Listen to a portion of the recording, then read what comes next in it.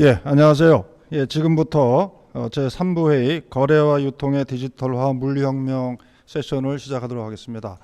오늘 3부 회의의 사회를 맡은 저는 사단법인 농식품 신유통연구원의 김동환 원장입니다. 저는 그 학교의 안양대학교 글로벌 유통학과에서 글로벌 경영학과에서 학생들도 가르치고 있습니다. 앞서 제2부 회의에서는 스마트팜을 중심으로 한 생산 부분의 어떤 디지털 전환을 우리가 주제로 했다면, 이번 회의에서는 거래와 유통, 특히 유통과 물류 분야의 어떤 디지털 트랜스포메이션, 이쪽이 현재 어떻게 진행이 되고 있고 이것이 농업 농촌에 어떤 영향을 주고 있으며 그 앞으로의 대책을 어떻게 할 것인가, 이런 것을 주로 토론을 하도록 하겠습니다. 잘 아시다시피 이 코로나 팬데믹이 확산되면서 온라인 쇼핑이 아주 급속히 확산되고 있습니다. 그런데 사실은 이제 이 온라인 쇼핑만이 아니라 이 디지털 4차 산업혁명에 따라서 어떤 도소매뿐만 아니라 물류, 그다음에 산지 쪽에서의 어떤 디지털 전환이 이루어지고 있고요. 이러한 추세가 농업 전반에 영향을 주고 있습니다. 그래서 이번 세션에서는 이런 거래와 유통의 디지털화를 어떻게 우리가 보고 어떻게 대처할 건가가 주로 어떤 이슈가 되겠습니다. 저희 그 세션을 좀 안내를 드리면, 먼저 제가 뭐 이렇게 사회자이면서 전체적인 입장에서 이 농식품 공급망의 디지털 전환 전반을 좀 한번 좀 여러분께 설명을 드리고 대응 과제를 간략하게 좀 말씀드리도록 하겠습니다. 그리고 저희 세션은 뭐 이제 토론을 겸 좀 그러니까 발표 겸 토론, 이렇게 좀 약간 포맷을 좀 심도 있는 토론이라고 생각하시면 되겠는데요. 각 분야의 현장의 전문가들이 그 분야에서 벌어지고 있는 디지털 전환을 좀 설명을 해드리도록 하겠습니다. 그래서 먼저 온라인 쇼핑 분야에 대해서는 그 조국래 팜네이트 본부장님께서 발표를 해주시겠는데요. 조국래 본부장님은 이지팜에서 가락몰, 이런 그 온라인 쇼핑몰을 직접 운영을 하시고 현장에서 실제 이 쇼핑몰을 운영하고 계시기 때문에 여러 가지 현장에서 어떤 그 느끼는 여러 가지 어떤 그 새로운 변화라든지 어떤 그런 부분들 잘 말씀을 해주실 거로 기대가 됩니다. 그다음에 두 번째 발표는 우리 한국유통포럼의 조철희 회장님께서 물류의 혁명적 변화와 농식품 부문의 대응 과제인데, 이 조철희 회장님은 우리나라의 어떤 물류 컨설팅 부분에서는 아주 최고 권위자다, 이렇게 말씀을 드릴 수가 있겠습니다. 뭐 기업 컨설팅뿐만 아니라 어떤 강연 이런 것들을 통해서 이 물류 분야에서 활발하게 활동을 하고 계시고, 그래서 일반 물류 분야에서 어떤 변화의 동향이라든지 이런 걸 좀 설명하시고, 또 이것이 어떻게 농식품 분야에 또 접목이 될 수 있는가, 이런 부분에 좋은 시사점을 좀 제시할 것으로 기대가 됩니다. 그다음에 세 번째는 이제 그린랩스의 신상훈 대표님께서 농식품 거래 디지털화와 대응 과제에 대해서 발표를 하시겠는데요. 그린랩스는 데이터 농업을 표방하면서 거래의 어떤 디지털화라든지 그런 그 여러 가지 스마트팜이라든지 실제 또 온라인 쇼핑이라든지 이렇게 해서 디지털 플랫폼을 좀 구축하려고 많이 노력을 하고 계십니다. 그래서 이런 부분에 데이터가 어떻게 활용이 되는지를 좀 살펴보겠고요. 마지막으로 결국은 이러한 디지털 전환에서 가장 앞장을 서야 될 어떤 조직이 농협이 아닌가 생각됩니다. 그래서 최근에 농협중앙회장님도 이 디지털 농업에 대해서 굉장히 강조를 하시고, 이런 측면에서 또 농협의, 특히 산지 농협의 디지털 대응이 어떻게 될 것인가에 대해서 농협경제지주의 김영일 디지털 경제부장님께서 발표를 해주시겠습니다. 우리 김 부장님께서는 과거 산지유통 조직 육성이라든지 또 전북 지역 본부장 현장에서 다양한 경험을 가지고 계시기 때문에 우리 농협 현장에서의 어떤 디지털화에 대해서 좋은 말씀이 있으실 거로 기대가 됩니다. 그리고 여러분들께서도 이 시청하시면서 좋은 의견이나 질문이 있으시면 이 채팅장을 이용해서 좀 주시면 되겠습니다. 그럼 저희가 이 질문을 하신 분 중에서 좀 좋은 질문을 해주신 분은 어떤 소정의 라이프 샐러드에서 제공해주는 그 고단백 영양식을 선물로 드리도록 하겠습니다. 많은 의견 좀 개진 드리겠습니다. 그리고 저희 이번 3부 회의의 주관은 저희 농식품신유통연구원과 더불어 농민신문사가 공동으로 주관하고 있다는 점을 알려드리겠습니다. 그러면 제가 간략하게 먼저 이런 농식품 공급망 전반의 디지털 전환과 시사점에 대해서 간략하게 좀 말씀을 드리고 각 세부 분야별로 발표와 토론, 그리고 저희는 뭐 토론자는 별도로 두지 않고 이 발표자들이 나중에 또 이 보완적으로 한 말씀씩 하는 토론의 과정으로 이렇게 진행을 하도록 하겠습니다. 농식품 공급망의 디지털 전환과 시사점에 대해서 제가 간략하게 좀 말씀을 드리겠는데요. 제가 말씀드릴 내용은 4차 산업혁명과 디지털 전환, 두 번째는 유통물류 분야의 새로운 디지털 기술, 세 번째는 농식품 공급망의 디지털 전환 현황, 그리고 시사점과 대응 방안, 이렇게 말씀을 좀 드리도록 하겠습니다. 먼저 4차 산업혁명과 디지털 전환에서는 여러분들 뭐 4차 산업혁명의 개념에 대해서는 너무나 많이 들으셨기 때문에 제가 중언을 하지 않고, 다만 어떤 그 ICT라든지 그런 그 융복합 기술을 통해서 어떤 산업의 어떤 발전을 도모한다. 그래서 특히 이제 4차 산업혁명의 특징이라는 게 초연결성이다. 그래서 사물 인터넷 등을 통한 초연결성이고, 두 번째는 AI라든지 빅데이터를 통한 초지능성이다. 그리고 분석 결과를 통한 예측 가능성, 뭐 이런 것들이 4차 산업혁명 기술의 어떤 특징인데, 이런 부분이 사회 각 부분에 지금 적용이 되고 있습니다. 그래서 앞서 말씀드린 대로 4차 산업혁명의 핵심 기술은 뭐 AI, 인공지능이라든지 로봇이라든지 3D 프린터, 그다음에 나노텍, 빅데이터 클라우드, 그다음에 IoT 사물 인터넷, 이런 것들이 있고요. 이런 부분들이 각 산업 부분에 융복합화가 되고 있습니다.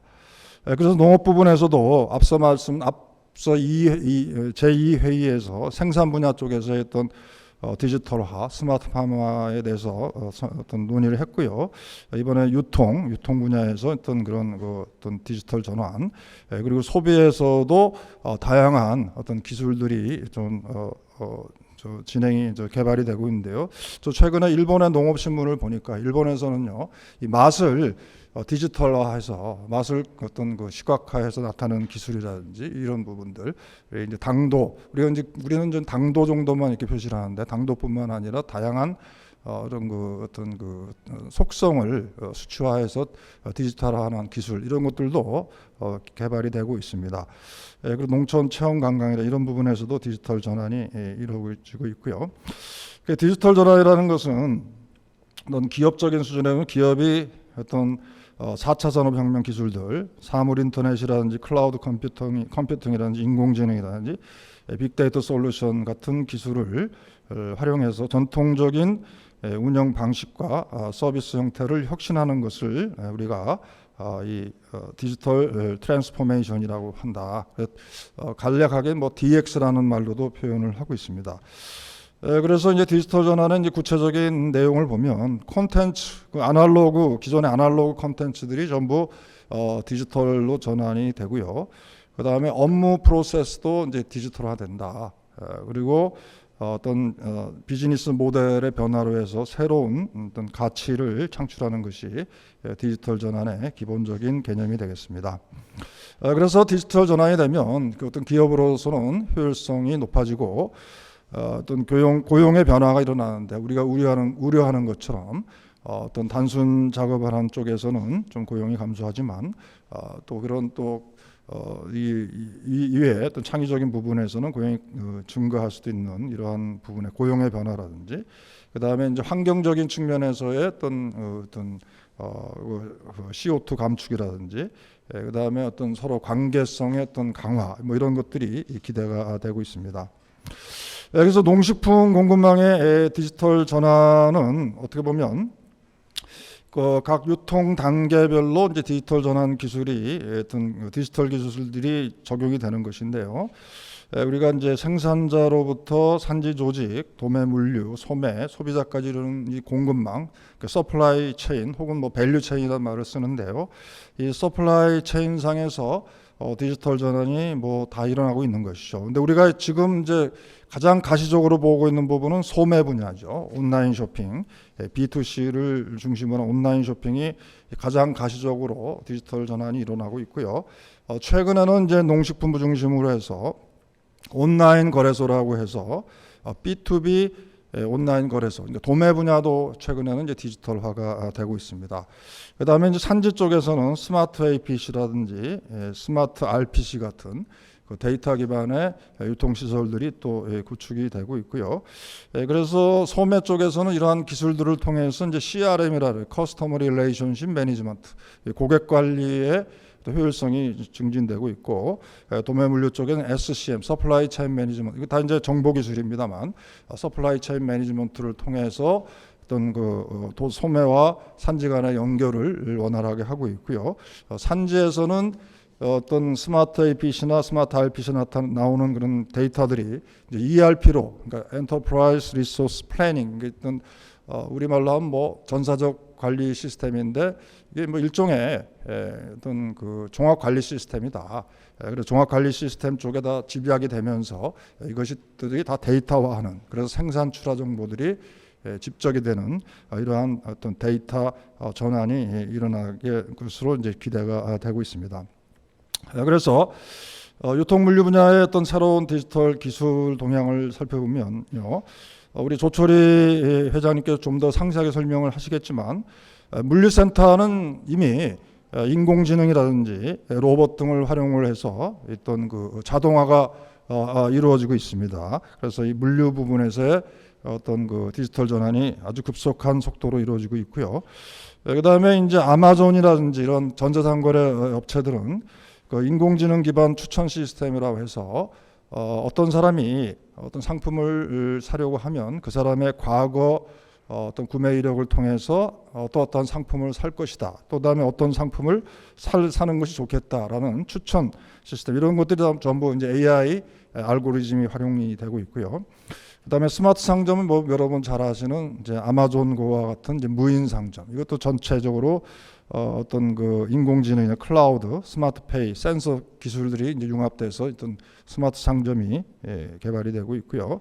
그다음에 이제 크로거 같은 슈퍼마켓에서는 스마트 쇼핑 카트라 해서 쇼핑 카트 자체가 어떤 그 정보를 담고 있고, 그다음 계산도 자동으로 할 수 있게끔 하는 그러한 기능을 갖는 스마트 쇼핑 카트 같은 것이 활용이 되고 있습니다. 그다음에 이제 좀 더 우리가 또 새로운 기술이라고 생각하면 블록체인, 여러분들이 블록체인 하면은 가상화폐만 생각하고 계십니다만, 블록체인이라는 것이 이런 그 거래를 그러니까 거래 정보를 분산시킴으로 해서 어떤 그 거래 정보의 어떤 조작이라든지 이런 변조를 방지하는 시스템입니다. 이런 그 블록체인 기술을 활용하면 어떤 거래 정보를 잘 보존을 할 수 있습니다. 그래서 최근에는 이제 뭐 부동산 등기 시스템이라든지 영주권, 뭐 그다음에 컨텐츠의 판매, 이런 부분에서 블록체인 기술이 활용이 되고 있고요. 그래서 이런 부분들이 이제 월마트에서는 돼지고기의 이력 관리 시스템이 활용이 되고 있습니다. 그러니까 이 원산지부터 시작해서 돼지고기의 어떤 유통 과정상에서의 온도 관리, 뭐 이런 부분들이 블록체인 기술을 해서 도입을 하면 어떤 그 데이터의 위변조가 불가능하기 때문에 소비자의 신뢰성을 높일 수 있다. 이런 측면에서 블록체인 기술이 이제 활용이 되고 있고요. 최근에는 이제 우리 농산물에서도 친환경 농산물 인증이라든지 원산지 뭐 표시라, 이런 것들이 사실 위변조가 가능한데 블록체인 기술을 이용하면 그런 부분에서 소비자들의 어떤 신뢰도를 향상시킬 수 있을 것으로 기대가 됩니다. 그다음에 최근에 또 하나의 어떤 새로운 동향은 메타버스라는 것인데요. 메타버스라는 게 이제 현실 세계를 의미하는 유니버스와 가상, 추상, 이런 걸 말하면 메타, 그러니까 가상 공간이죠. 그러니까 쉽게 말하면 그 그림에서 나타나듯이 아바타를 통해서 어떤 활동, 가상 공간에서 활동을 하는 것이 이제 메타버스다. 근데 이 메타버스가 사실은 이제 원래 게임에서 이렇게 나타났습니다만, 이 게임 같은 데서만 국한하지 않고 이게 앞으로는 이제 비즈니스나 이런 부분에 이제 활용이 많이 될 것으로 이제 예측을 하고 있습니다. 그래서 사실은 앞으로 우리가 좀 이런 메타버스와 같은 새로운 또 정보 기술에 대해서도 우리 관심을 많이 가져야 되는데요. 좀 앞으로 예상되는 부분들이 메타버스가 이제 많이 활용이 되면 기업들이 이제 재택근무가 굉장히 늘어나게 될 것입니다. 기업들이 재택근무가 늘어나면 그럼 결국 이 어떤 거주하시는 분들이 도시에서만 꼭 거주할 이유가 없는 것이죠. 농촌이 이제 거주 공간. 그래서 경관이 좋은 농촌이 어떤 거주 공간으로서의 기능이 좀 재부각이 될 것으로 보이고요. 그다음에 농촌에 이제 어려운 뭐 의료라든지 교육이라든지 이런 것들이 다 원격으로 이제 처리가 되면서 농촌의 주민의 삶이 또 획기적으로 높아지지 않겠느냐. 그리고 지금 뭐 상거래가 이루어지는 부분들도 메타버스로 다 되고 있고요. 저 앞으로 저는 또 뭐 기대 아닌 전망하는 것 중에 하나가 협동조합도 이제 메타버스에서 이루어지지 않겠느냐. 그러니까 오프라인 협동조합보다도 온라인상에서 가상 공간에서 협동조합, 그러니까 협동조합을 만들고 해체하고 이런 게 굉장히 쉬워지는 것이죠. 그러니까 뭐 뜻 맞는 사람끼리 협동조합도 만들. 그래서 이런 부분이 앞으로 우리 김영일 부장님께서 발표하시겠지만 굉장히 농협한테도 좀 기회이자 위협이 아닌가 이런 생각이 됩니다. 그다음에 사이버 도농 교류 뭐 이런 부분들도 메타버스를 활용해서 가상현실 이런 것들이 도입이 될 것이고요. 그다음에 이제 농식품 공급망의 어떤 디지털 전환 이제 현재 진행되고 있는 거를 좀 살펴보면 온라인 쇼핑은 뭐 여러분들 잘 아시다시피 이 코로나 팬데믹 이후에 온라인 쇼핑의 비중이 아주 급속히 늘어나고 있습니다. 그래서 이제 온라인 쇼핑을 보면 2020년도의 데이터를 보면 2019년에 비해서 전체적으로서는 12.5% 성장했는데요. 음식 서비스는 83.7%, 농축산물은 69.6%, 음식료품 43.6% 성장했습니다. 그러니까 우리가 먹는 식품 분야에서 온라인화가 급속히 진행이 되고 있다. 이렇게 이해하시면 되겠고, 특히 음식 서비스라는 것은 여러분들 잘 아시는 배달의 민족, 요기요 같은 음식 배달 서비스를 의미하는 것이고요.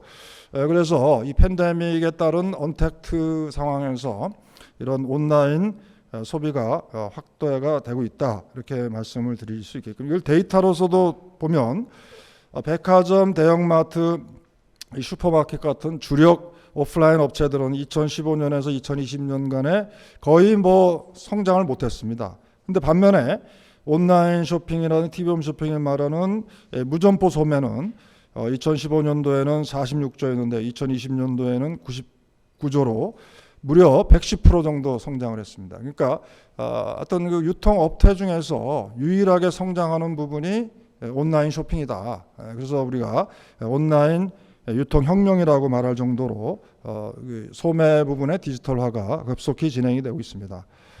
그래서 이제 이 샷별 배송이라든지 뭐 상품 추천 기능이라든지 뭐 이런 부분의 어떤 그 편의성 때문에 온라인 어떤 쇼핑의 비중이 커지고 있고요. 그래서 최근에는 이제 네이버, 쿠팡, SSG, 11번가 등이 주력 어떤 플레이어도 활동을 하고 있습니다. 그다음에 최근에는 이 구독 경제라고 해서요, 온라인 쇼핑의 한 분야입니다만 일정한 금액을 내면 주기적으로 상품을 공급해주는 이 부분에 대해서는 우리 조국래 본부장님께서 다시 한번 설명이 있으시겠습니다만 어떤 새로운 비즈니스 모델로서 구독 경제, 우리 식으로 말하면 꾸러미 같은 것이죠. 일정의 회비를 내면 어떤 매달 주기적으로 뭐 김치를 배달해 준다든지 과일을 배달, 이런 어떤 상행이 비즈니스 모델이 이제 커지고 있는데, 이 부분은 사실 우리 산지 입장에서 보면 이런 그 구독 경제가 확산되면 어떤 매출을 안정적으로 가져갈 수 있는 측면에서는 의미가 있다, 이렇게 말씀을 드릴 수가 있겠습니다. 그다음에 이제 B2B 온라인 거래소, 농식품부가 지금 최근에 디지털 뉴딜과 관련해서 어떤 굉장히 관심 있게 추진하고 있는 부분이 B2B 온라인 거래소입니다. 그러니까 과거에 오프라인 도매 시장이 다단계 유통 구조로 비용이 많이 드는데 이런 것을 온라인 어떤 B2B로 해서 온라인, 쉽게 말하면 온라인 입찰이나 온라인 뭐 거래가 되겠죠. 그래서 거래는 온라인상에 이루어지고 물류는 어떤 산지와 소비자가 직접 거래되는, 그러면서 효율성을 높이는 이 도매, 그러니까 온라인 도매 거래소를 농식품부가 적극적으로 육성을 하고 있습니다. 현재는 이제 양파, 마늘, 사과 중심으로 되고 있는데 앞으로 품목을 확대할 계획이고요. 그다음에 이제 이 산지 쪽에서는 수급 관리적인 측면에서 지금 관측 정보들이 활용이 되고 있습니다만, 관측 정보에서 이용하는 뭐 재배 면적이라든지 이런 거 외에 뭐 어떤 그 해외 시장 동향이라든지, 그다음에 기상, 그다음에 인터넷상에서의 어떤 그 비정형 데이터, 뭐 이런 것들을 종합적으로 분석하는 빅데이터 수급 정보 시스템이 이제 개발해서 활용이 되고 있고요. 그래서 앞으로 이런 그 수급 정보도 어떤 단순한 면적이라든지 뭐 이런 가격뿐만 아니라 어떤 드론에 의한 어떤 작황 정보라든지, 그다음에 스마트팜에서 나오는 생산 정보라든지, 그다음에 각종 어떤 그 기기에서 나오는 정보들이 다 취합이 돼서 수급 관리의 어떤 그 정보의 어떤 그 질을 높일 수 있을 것으로 기대가 되고 있습니다.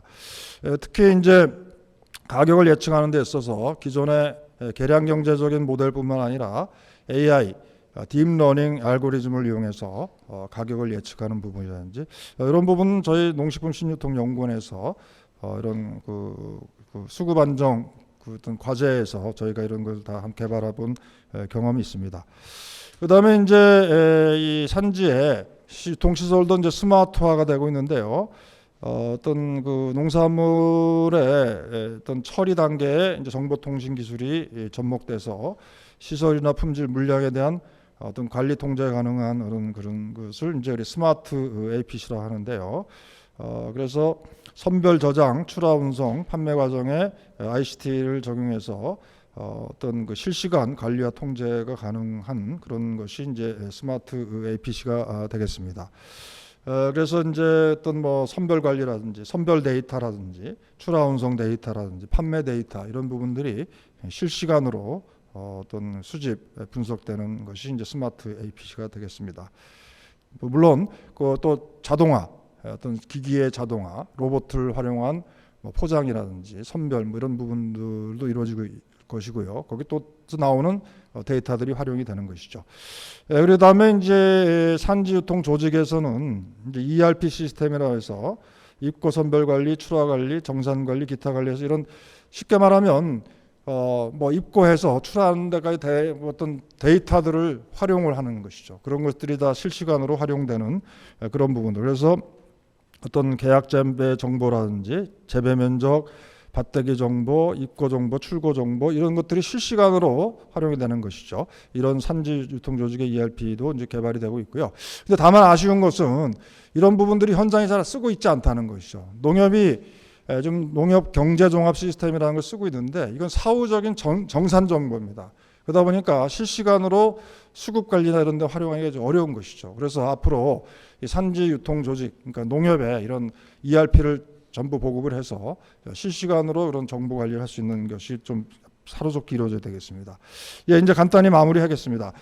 그 시사점은 그 농식품 공급망이 디지털로 전환됨에 따라서 이제 유통 효율성이 향상이 되고 소비자 만족도가 증가할 것입니다.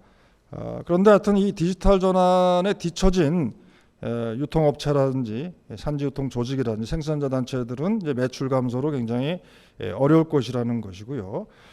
그래서 또한 그 어떤 새로운 정보 기술 등을 통해서 유통 과정의 신뢰성을 높이는 이런 부분도 아까 말씀드린 블록체인 기술의 활용 같은 것이 필요하다, 이 말씀을 드릴 수 있겠고요. 그다음에 정책적인 대응 과제로서는 디지털 전환이 이제 소매나 도매 부분은 빠르게 이루어지고 있는데 산지가 잘 되고 있지 않다. 아무래도 이제 영세하고 자금도 부족하기 때문에 그럴 텐데요. 그래서 산지 농업인이나 농업법인, 농축협의 어떤 디지털을 정부가 좀 적극적으로 지원할 필요가 있다. 아까 말씀드린 것처럼 특히 그 ERP 시스템을 좀 보급을 해서 실시간 어떤 그 수급 관리를 할 수 있는 그런 체계가 좀 필요하고요. 그다음에 이제 소농들은 아무래도 뭐 농협도 마찬가지입니다만 뭐 쿠팡이나 이런 플랫폼에 치여가지고 이게 참 제대로 판매를 못합니다. 그래서 이런 소규모 생산자나 소규모 조직들을 위한 공공 플랫폼이 좀 필요하지 않느냐. 지금 공영 홈쇼핑과 유사한 개념인데요.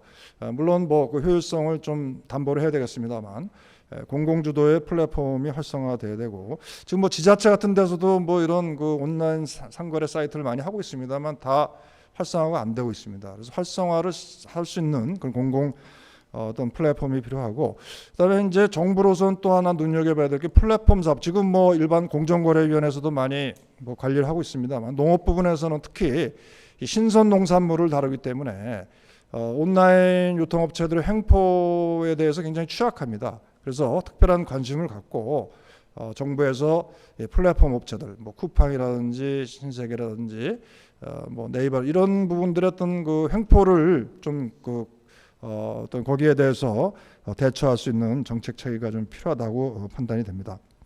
그리고 생산자로서는 온라인 판매 능력을 강화해야 되고요. 특히 이제 개인 농가별로 할 수 있는 것이 아니기 때문에 뭐 영농법이라든지 농협 같은 생산자 조직화로 대응을 해야 되고요.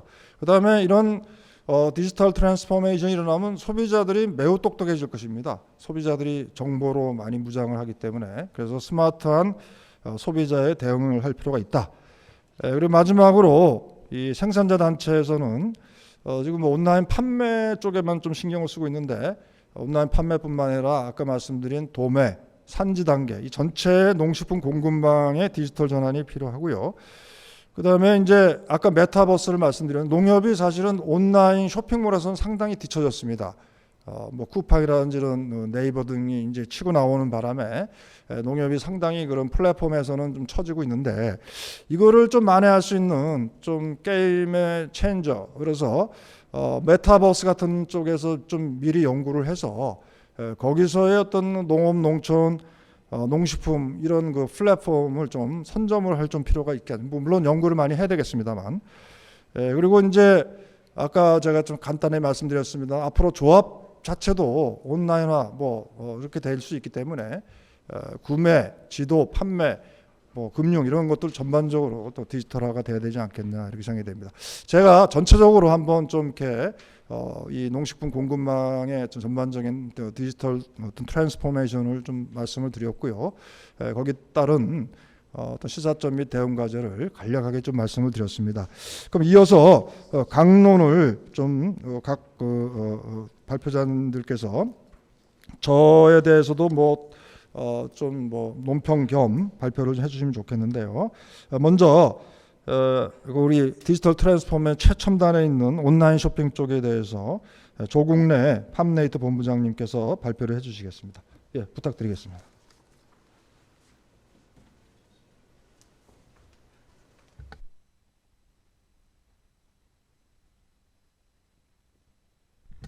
네.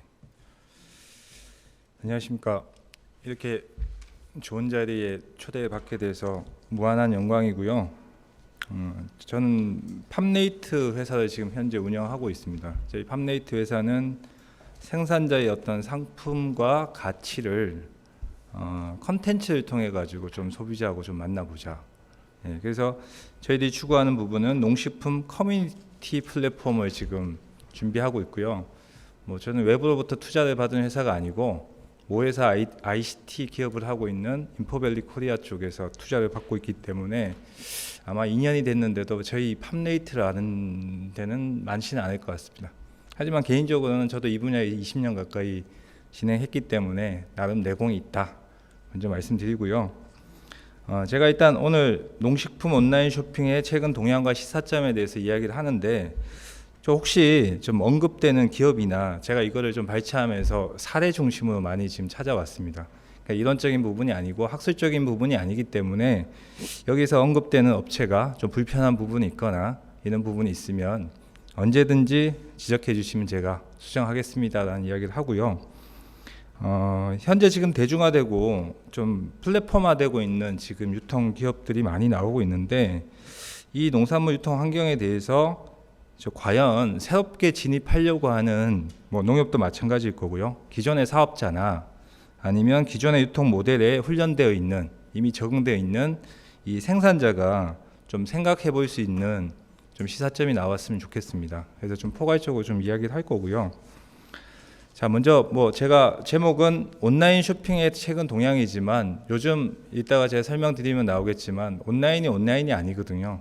온라인이라고 해서 단순히 온라인만 갖고 이야기할 수 있는 부분이 아니기 때문에 이야기를 하다 보면 온라인과 오프라인이 좀 섞여서 이야기가 되는 부분이 많지 않을까 싶습니다. 네, 순서는 일단 유통이 많이 바뀌었다고 이야기하는데, 정말 유통이 왜 바뀌었을까를 한번 고민을 한번 해봐야 될 것 같습니다. 진짜 저도 유통을 하고 있지만 유통이 바뀌니까 소비자가 따라주는 게 아니고, 어떻게 보면 소비자가 바뀌니까 유통이 점점 바뀌지 않나, 좀 시각을 좀 달리 봤고요. 그래서 제가 시작할 때 소비자가 지금 어떻게 바뀌고 있는지를 한번 먼저 짚어봤고요. 두 번째는 농산물 유통과 온라인 유통 채널 부분을 한번 이야기를 했고, 그다음에 세 번째는 이 온라인 부분 쪽에 쇼핑 환경이 앞서 교수님이 말씀해 주셨던 여러 가지 이야기가 있는데, 그 부분과 좀 중복되는 부분이 있는데, 이 또한 현재 하고 있는 사업 기업들 위주로 제가 좀 소개를 하도록 하고요. 그리고 마지막의 부분은, 그러면서 우리가 아까 말했던, 제가 아까 이런 분들이 좀 보면 어떨까 했던 생산자나 기존의 유통 플레이어들이 좀 온라인 쇼핑 시장에 어떻게 한번 진입을 한번 해볼까 라는 부분의 사례 부분으로 한번 정리를 해봤습니다. 자, 아까 제가 질문 던진 건데요. 유통이 변했다고 생각하십니까? 제가 볼 때는 소비자가 변했기 때문에 유통이 맞춰지고 있다라고 제가 보는 게 맞을 것 같고요. 그런 관점에서 간략하게 다 아시는 내용들이니까 한번 좀 되짚어 봤으면 좋겠다는 차원에서 한번 이야기를 한번 해보고 싶었고요. 그중에 첫 번째가, 이보다 사실 더 무서운 게 하나 있습니다. 대한민국 지금 작년부터 해가지고 절대 인구가 감소하고 있거든요. 이거에 대한 어떤 농업인 인구가 줄어들고 있다, 이런 이야기를 많이 하고 있는데, 절대 대한민국 국가 자체에 절대 인구가 줄어들고 있는 부분에 대해서 제가 따로 언급하지는 않겠지만, 그 부분이 깔려 있는 부분 중에서도 자 보시면은 1인 가구, 2인 가구가 전체의 한 70% 가까이 됩니다. 이제 이 부분에 대해서 우리가 과연 맞출 수 있을 거냐, 그러니까 이 부분 때문에 유통이 많이 바뀌었다는 걸 뒤에 보실 수 있을 거고요. 두 번째는 이제 저출산이다 보니까 그런 부분도 있겠지만, 여성 경제 인구들이 많아졌습니다. 20년 전에 제가 마케팅을 배웠을 때 쌀 한 포를 팔려면 기준이 20kg였어요. 한 가족이 4인 가족이기 때문에 4인 가족이 구입을 해가지고 먹을 수 있는 부분이 한 달 동안 최적이 20kg 정도였는데, 지금 이미 많이 바뀌었고요. 요즘 선물로 20kg짜리 선물하면 아마 싫어하시는 분들 굉장히 많을 겁니다. 그래서 어쨌든 그런 부분이었는데, 그런 부분에도 불구하고 1인 가구, 2인 가구를 떠나서 여성분들이 이제 경제활동을 많이 하다 보니까 이분들이 바빠졌어요. 이게 또 뒤에서 나오는 라이프 스타일 부분 쪽에 나올 것 같고요. 그 다음에 세 번째는 너무나 잘 아시는, 근데 과연 실버 사업이라고 이야기는 지칭하고 있지만, 과연 농업 쪽에서 과연 이런 부분들이 지금 잘 준비되고 있는지, 즉 고령 인구가 계속 늘어나고 있는데, 이 부분에 대해서 우리가 유통 쪽에서는 어떻게 바라봐야 될지를 한번 좀 생각해 봐야 될 것 같고요. 단 요 세 가지 짚었던 것 같고만 제가 이야기를 드리면, 아마 아시는 이미 이런 기업들이 많이 나왔죠. 이제 HMR 시장이라고 하는 가정간편식이라고 하고, 또 오늘 이야기 나왔던 밀키트라든가 이런 것들이 나오고 있는데, 이게 이미 소비 트렌드로 이렇게 바뀌기 시작했고요. 그 다음에 또 하나는, 저는 이 부분이 오늘 제가 말해야 되는 주제 중에 하나인데, 소비자가 이제 많이 변했습니다. 온라인 이용 트렌드 자체가 바뀌어가지고, 예전에는 20대, 30대가 타겟팅이라고 지금도 많은 이야기를 할지 모르겠지만, 제가 온라인 유통을 하다 보니까 요즘은 차라리 50대, 60대, 좀 조금 넓혀서 보면 40대부터가 저희한테 고객이지, 오히려 20대, 30대는 바른 농산물을 먹는 데 있어가지고 오히려 가성비 때문에 주저하는 경우가 더 많더라고요. 그래서 어쨌든 이 온라인 이용 트렌드, 즉 SNS라든가 모바일, 비디오를 통해서 이제 플랫폼에 이제 이용하는 어떤 패러다임이 바뀌는 거에 대해서 우리가 한 번쯤은 더 고민을 해야 되지 않을까.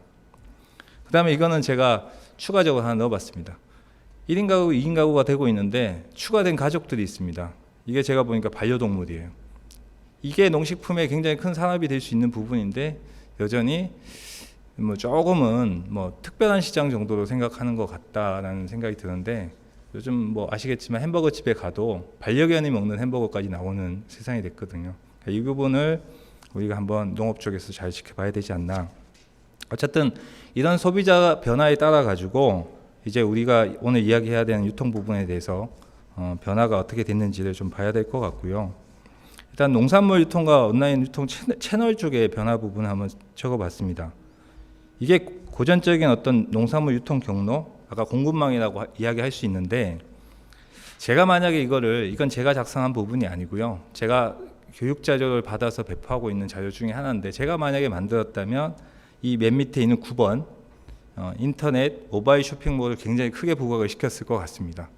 그러니까 오늘 그 이야기를 하는 거고요. 이 부분이 이렇게 흘러왔습니다. 그러니까 생산에서 소비자한테 그러니까 가는 과정 속에서 보면 이제 9번의 역할이 굉장히 커졌기 때문에 이런 자리가 만들어지지 않았나 생각이 되고요. 요걸 제가 쭉 사회생활하고 경험하면서 학교 다닐 때부터 쭉 봐왔던 부분을 한번 온라인, 오프라인 한번 정리해 본 건데요. 대한민국의 어떤 농산물 유통 시장 부분은 가락 시장이라고 하는 경매 방식으로 바뀌고 난 다음에 굉장히 많이 바뀌었다고 생각합니다. 큰 역할을 하고 있고 지금도 현재 하고 있고요. 근데 어쨌든 85년도 가락동이 생기고 난 다음에 가락 시장이 생기고 난 다음에 그 시장 부분이 점점 마트 시장으로 바뀌고 이제 소매 시장으로 바뀌어가는 시점이고요. 이게 앞서서 말했던 소비자가 바뀌었기 때문에 바뀌지 않나.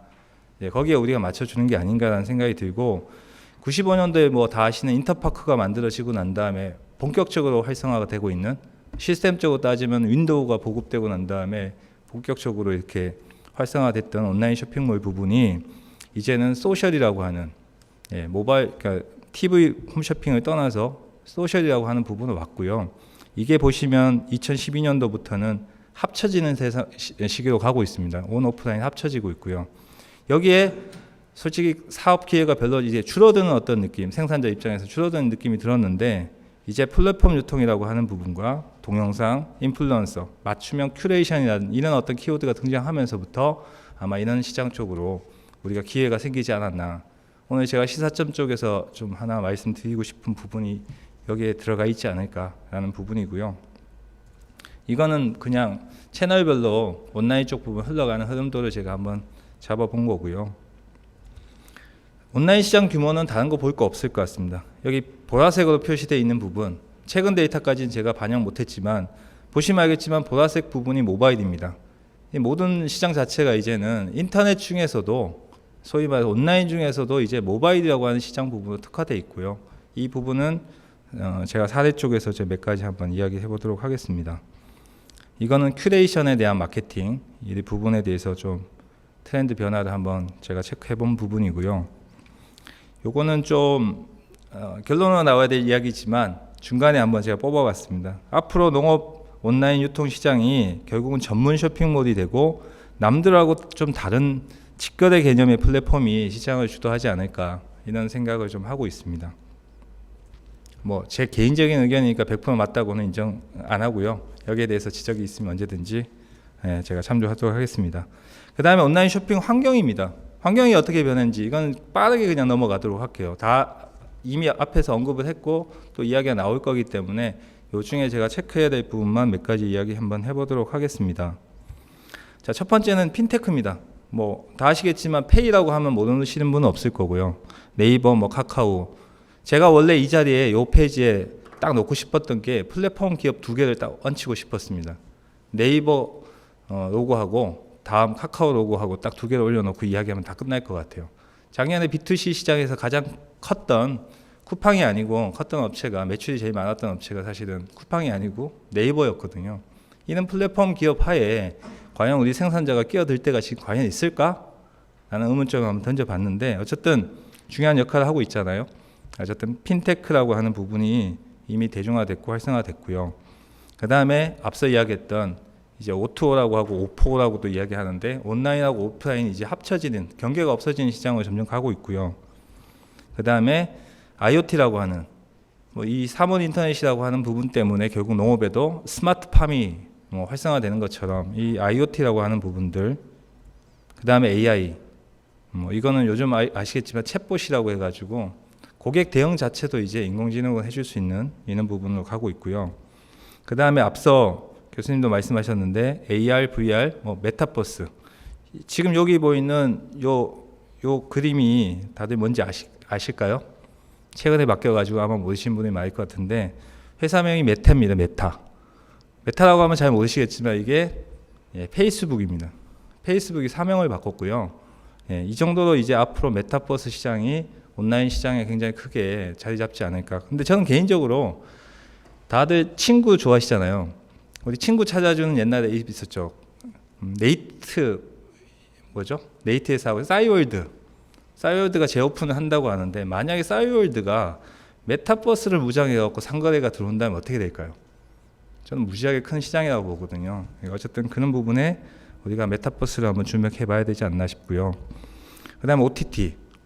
요즘은 뭐 아시다시피 방송 보고 이렇게 하는 것보다 온라인 쇼핑몰 중에서도 분야 중에 하나인 쇼핑몰 중에 그 홈쇼핑이라는 시장 부분은 거의 지금 제가 봤을 때 정체예요.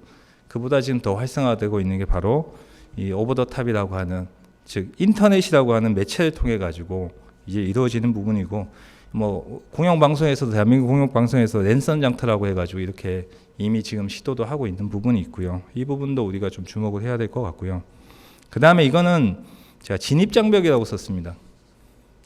이 말은 뭐냐면 이거 따라 했다가는 일반 생산자들이 쉽지는 않을 거다라는 생각이 좀 들었고요.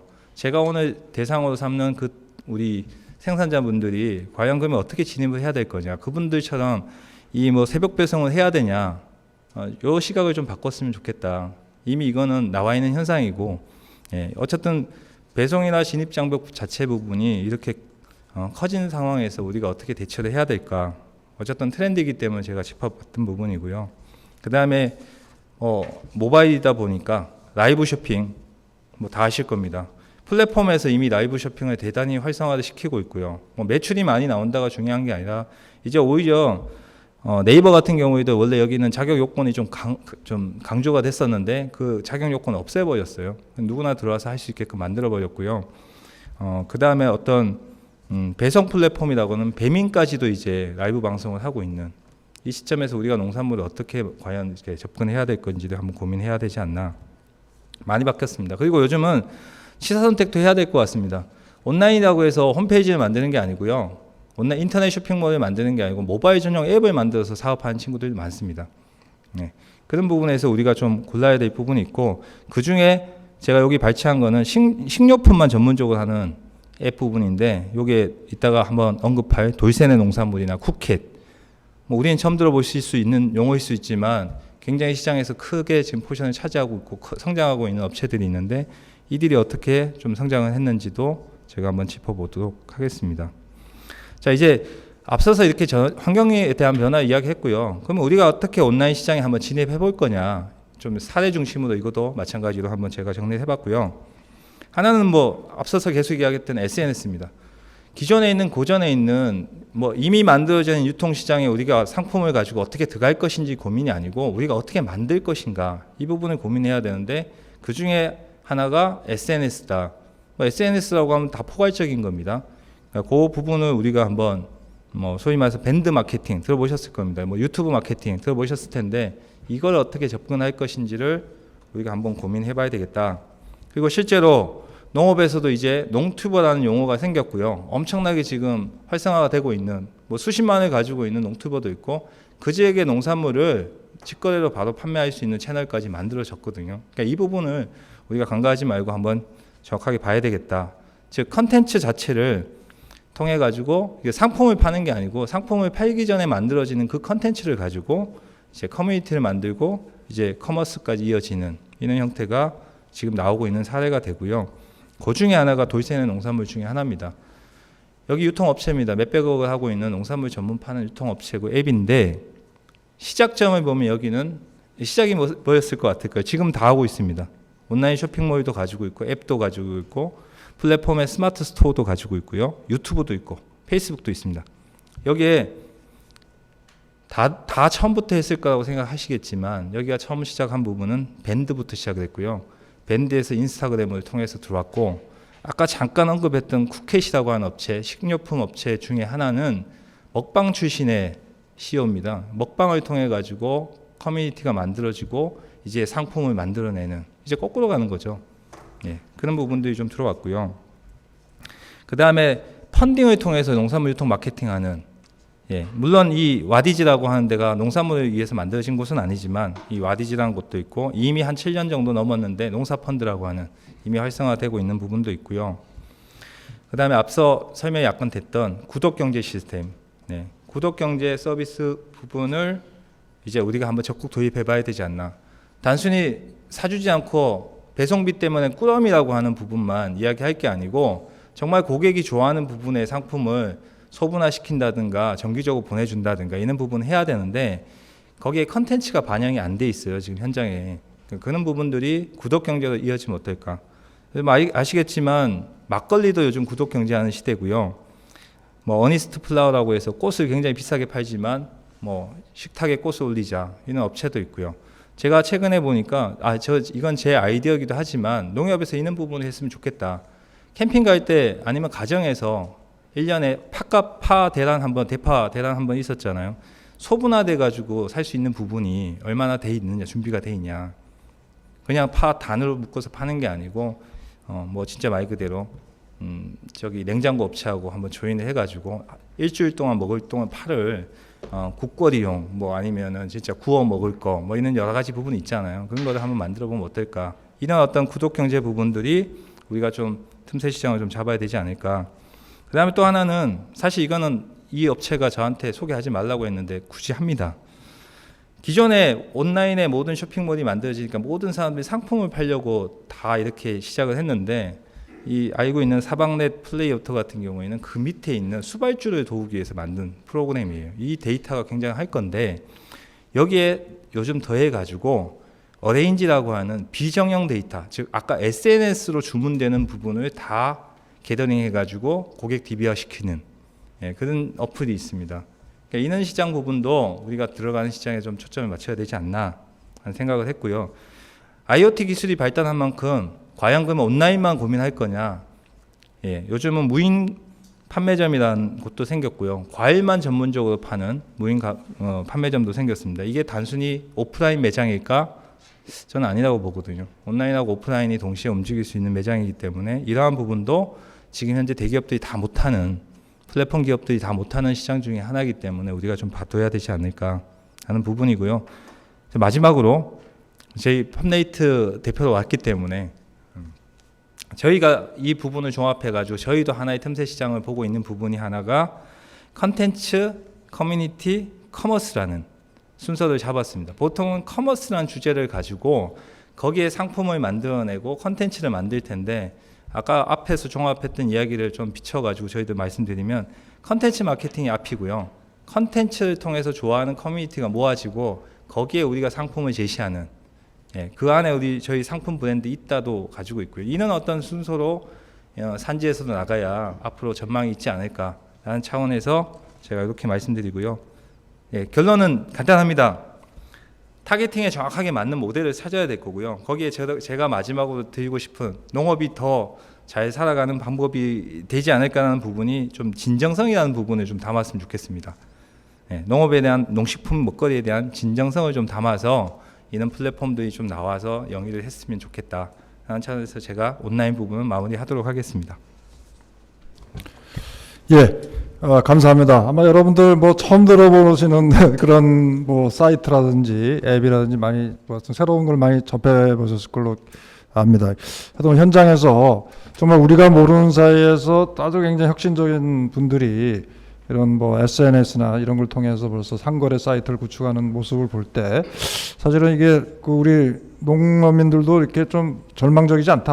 하여튼 아이디어만 있으면 충분히 어떤 뭐 온라인에서도 우리가 좀 어떤 시장을 확보할 수 있는 게 아닌가 이런 희망을 좀 찾아보는 좋은 발표였던 것 같습니다. 다음에는 이제 물류 쪽으로 넘어가겠습니다. 이 앞단에서 뭐 온라인 쇼핑이라든지 이런 걸 백업을 해주는 게 사실 요새 뭐 풀필먼트 센터니 뭐 마이크로 풀필먼트 센터니 뭐 여러 가지 얘기가 나오는데요.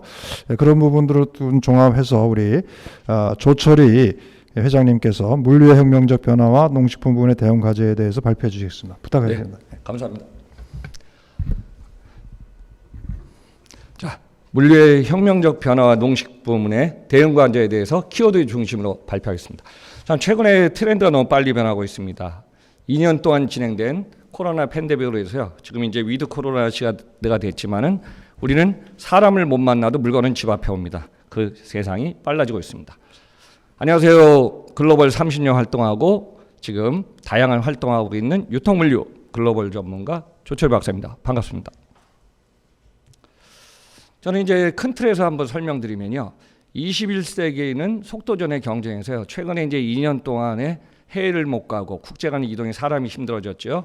그렇지만 집 앞으로 모든 물건은 주문하면 빨리 오는 세상이 됐습니다. 그래서 온디맨드 세상에 두 가지 칙의 변화가 있습니다. 제조업은 전 세계 이제 소비자가 가까운 쪽으로 모든 거를 갖다 딜리버리 서비스를 해줬는데요. 제조업의 SCM, 서플라이 체인 매니지먼트 공급망이 중단되거나 지금 조금 지연되고 있습니다. 자, 최근에 대표적인 게 요소수 사태입니다. 그래서 제조업 같은 경우는 이런 상황에서 이제 극복하는 게 있었고요.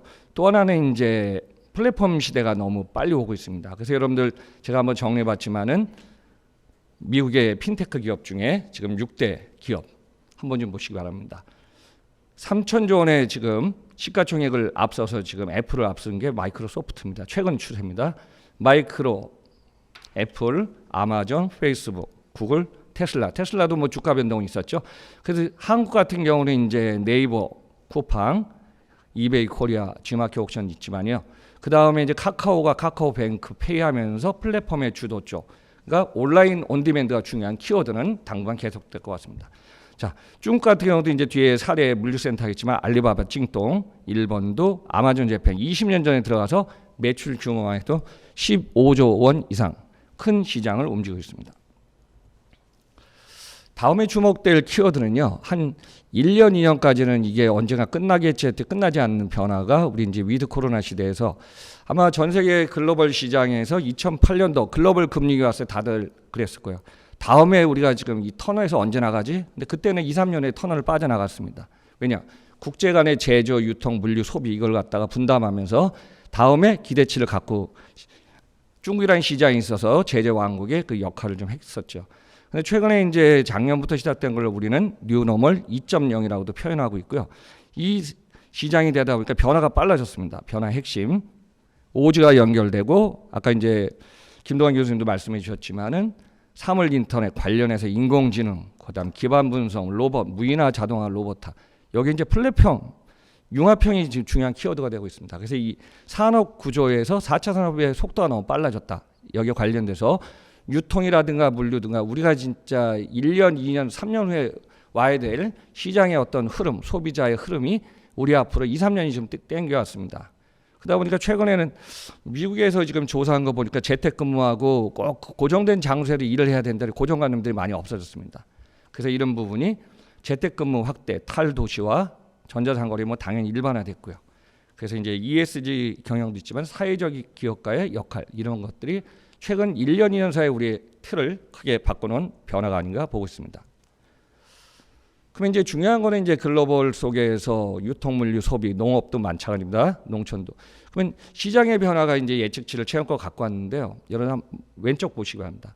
미래의 속도가 최근에는 1년의 속도가 너무 빨라졌다. 2016년에 제4차 산업혁명 슈밥 의장이 얘기했던 이 4차 산업혁명이 우리가 유통에, 물류에, 온라인에, 농촌 모든 분야에 확대돼 갖고 이 속도전의 경쟁이 너무 빨라졌습니다. 그리고 여러분들 이제 전 세계 시장의 흐름을 본 저는 2019년이 최근의 피크점이 아닌가 보고 있습니다. 대표적으로 이제 자동차 시장도 9천만 대가 피크하다가요. 작년에는 15%가 다운됐습니다. 근데 올해 같은 경우 반도체라든가 부품 관련해서 여러 가지가 있다 보니까 공급망 관리의 지연, 그 다음에 자동차 완성품, 전기차 모든 부분에 다 영향을 주고 있습니다. 그래서 올해 최근에 이제 3분기까지 나온 올해 전망 예측치를 보니까 OECD, IMF 세계 5.9%고요. 그 외에 우리나라 같은 경우 한 4.3 정도를 예상하고 있습니다. 근데 내년에는 올해만큼 특히 올해 같은 경우는 기저현상으로 좀 올라갔지만요. 내년에는 올해보단 더 낮은 쪽으로 간다고 전망하고 있습니다. 자, 여기서 이제 본격적으로 물류에 관련된 모두가 한번 좀 키워드 짚어보겠습니다. 김동완 교수님이 설명해 주신 대로 우리는 1차, 2차, 3차, 4차 100년 이상의 속도전과 이 흐름 속에서 4차 산업혁명은 2015년입니다. 저도 이제 글로벌 30년 경험하면서 이 2015년 기점을 어떻게 보냐면은 미국, 일본, 한국의 어떤 흐름이 있는데요. 항상 보면은 온디맨드 시대도 미국은 2000년 지나서 시작됐고요. 일본은 2005년 이후, 한국은 2015년이 분기점입니다. 그래서 한국에 여러분들 이제 대표적으로 쿠팡이 2시간 배송, 로켓 배송한 것도 2015년이고요. 또 HMR 시기가 왔기 때문에 마켓컬리가 그때부터 본격적으로 우리나라 콜드체인이라든가 문화에 어떤 변화를 준 것도 2016년부터입니다. 그래서 이제 온라인 시장에서 이 4차 산업혁명의 이 속도가 불과 몇 년 사이 지금 되게 빨리 다가왔다는 것만 한번 좀 봐주시면 좋을 것 같습니다. 자, 물류가 이제 4.0 시대인데요. 여기에 링크한 게 스마트 물류입니다. 아마 여러분들 이제 많은 자료에서 뭐 물류 1.0, 2.3, 그래요. 수송이라든가 하역이라든가 관리. 이거는 이제 전 세계 어떤 글로벌 공급망이라든가 우리의 이제 물류의 표준화, 그다음에 정보와 최적화를 하기 위해서는 필요한 수단이었는데요. 우리가 주목할 것은 물류 4.0, 사물 인터넷 포함해서 모든 이 부분에 대해서 이제 앞으로 가면은 아까 이제 조국래 본부장님도 발표해 주셨지만요. 인구 감소가 너무 커지고 있습니다. 저도 2027년, 28년도에 우리나라 총인구는 줄기 시작하거든요. 제가 항상 강조하는 건 뭐냐면은 국내 소비자의 어떤 숫자가 줄기 시작하면요. 우리가 부풀렀던 고무풍선이 줄어든 것처럼 이게 탄력이 떨어집니다. 그래서 우리나라 이제 이머징 마켓 쪽으로 계속 달려가는 게 맞는데요. 앞으로의 세상은 우리가 예상했던 이상으로 2년 동안의 공백 기간이라 앞으로 2022, 23년 하면요. 다양한 분야에서 스마트 물류가 계속 적용될 걸로 예상됩니다. 자, 대표적으로 이제 스마트 물류에서 이제 기업의 사항에 보면은 디지털 트랜스폼 단계입니다. 이미 뭐 미국에는 이제 월마트라고 선진 기업들은 다 하고 있어 갖고요. 특히 이제 아마존의 사례를 보더라도 그러니까 여러분들이 이제 물건을 주문합니다. 내가 만약에 좋아하면은 좋아하는 상품 카테고리를 주문하면요. 이 상품들은 기업의 데이터로 다 남습니다. 그럼 이제 기업은 그 데이터가 있어야 되니까 그 데이터 중심으로 고객을 분석하고 고객이 좋아하는 상품이 있으면 그 카테고리의 상품을 여러분 온라인 주문하는 상품에 갖다 놔줄 거예요. 그러면 여러분들은 거기서 선택만 해갖고 결제만 하면 그게 모든 게 여러분 집 앞에 오는 세상이 됩니다. 그래서 지능화, AI, 스마트 기술융화 이런 사이클이 계속 진행되고 있는데 여기서 이제 네 번째 단계입니다. 당연히 생각할 수도 있겠지만은 여러분들이 이제 어떻게 보면 의도적이 될 수도 있지만요. 여러분들을 원하는 앞에까지 특히 이제 대표적인 게 물일 거예요. 여러분들 이제 생수 주문하면요. 생수가 주문하면 어느 가정에는 2주 안에 생수가 떨어진 사이클 주문 주기가 있을 거고요. 어느 가정은 1주마다 주문하는 게 있을 겁니다. 그래서 가면 갈수록 저는 이제 유통 매장이든 여러분의 집에 있는 이 어떤 공간, 스페이스를 갖다가 많은 물건을 재고를 안 해둘 거예요. 왜냐? 과거에는 이제 오프라인에 가서 물건을 사서 일주일 어떤 패턴, 라이프 스타일에 따라서 물건을 샀는데 지금은 그때그때 필요한 것만 발주하고 주문하면 집 앞에 갖다 주거든요. 그래서 온디맨드 세상에 이런 흐름 계속 더 빨라질 걸로 보고 있습니다. 자, 스마트 물류의 대표적인 것 중에 지금 뭐 진행 중에 있지만요. 블록체인 흐름입니다.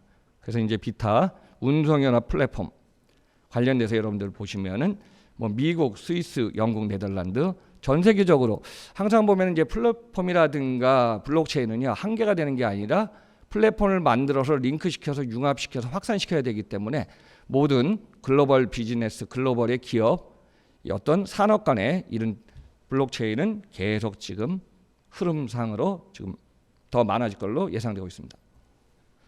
스마트 물리의 대표적인 게 요즘 인공지능입니다. 제가 방금 전에 이제 인구는 줄어든다. 근데 인구가 줄어든다고 사람이 전혀 없는 무인화가 다 될 수는 없습니다. 그래서 인력과 무인화의 어떤 융합된 이런 흐름이 물류 현장에서도 나올 거고요. 유통 현장, 다양한 분야에서 제가 글로벌 사례를 보니까 그런 흐름으로 앞으로 2020년, 23년 이런 흐름이 저는 갈 걸로 예상하고 있습니다. 그래서 수요 예측과 공급망 계획도 해야 되지만은 자동화, 창고, 분석, 다양한 마케팅, 영업 지원. 아마 모든 분야에서 이제 이런 부분이 드론부터 자율주행, 무인 로봇, 무인 배송.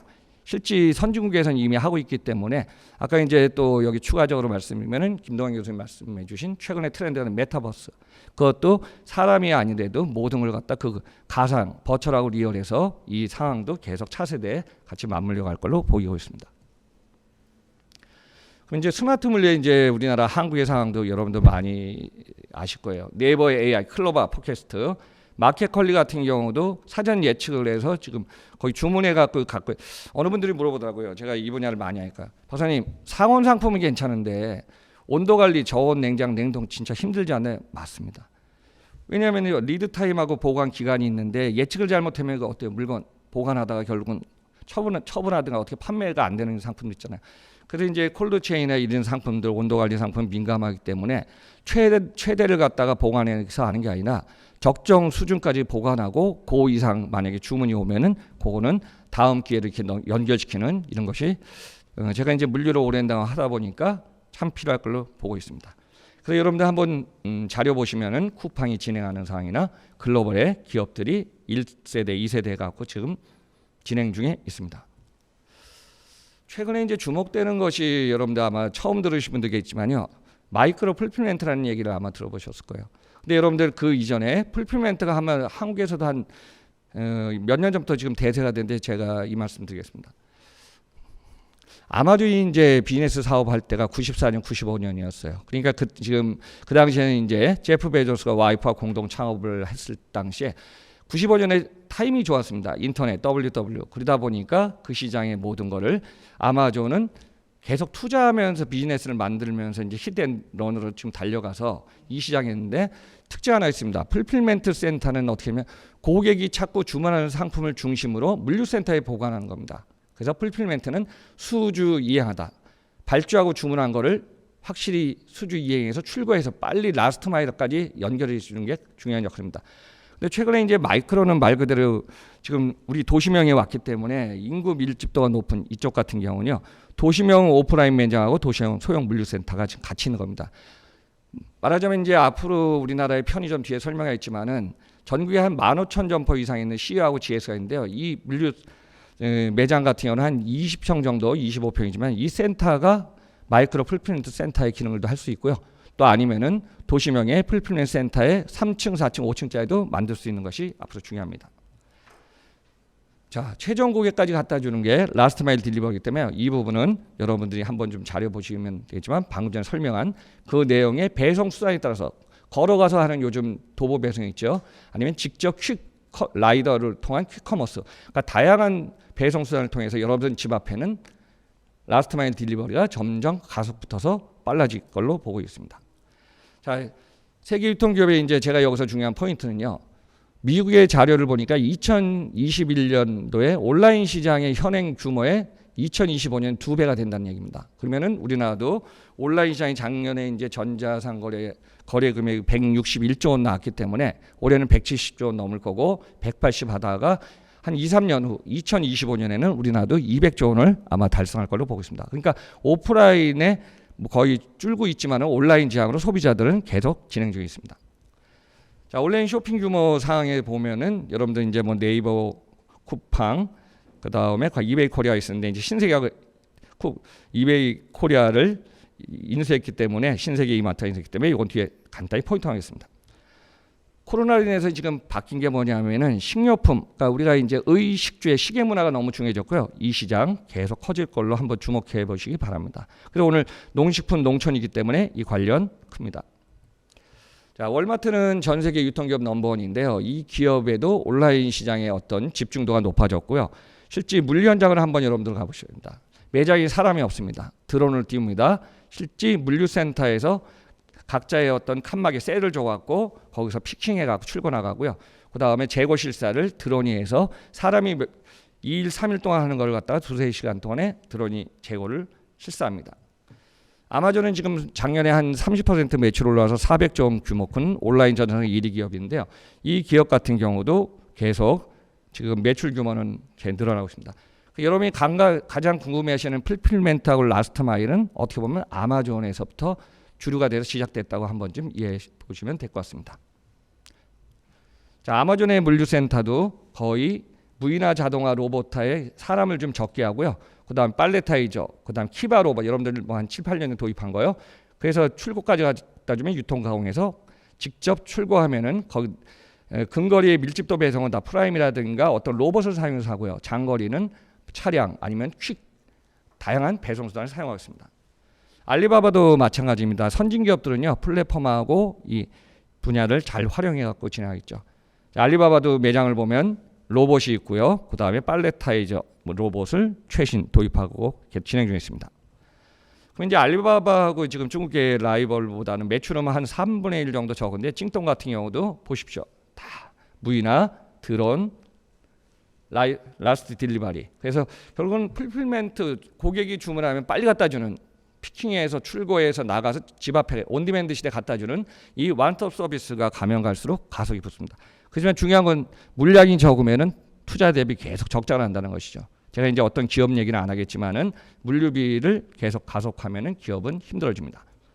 자, 편의점 상황입니다.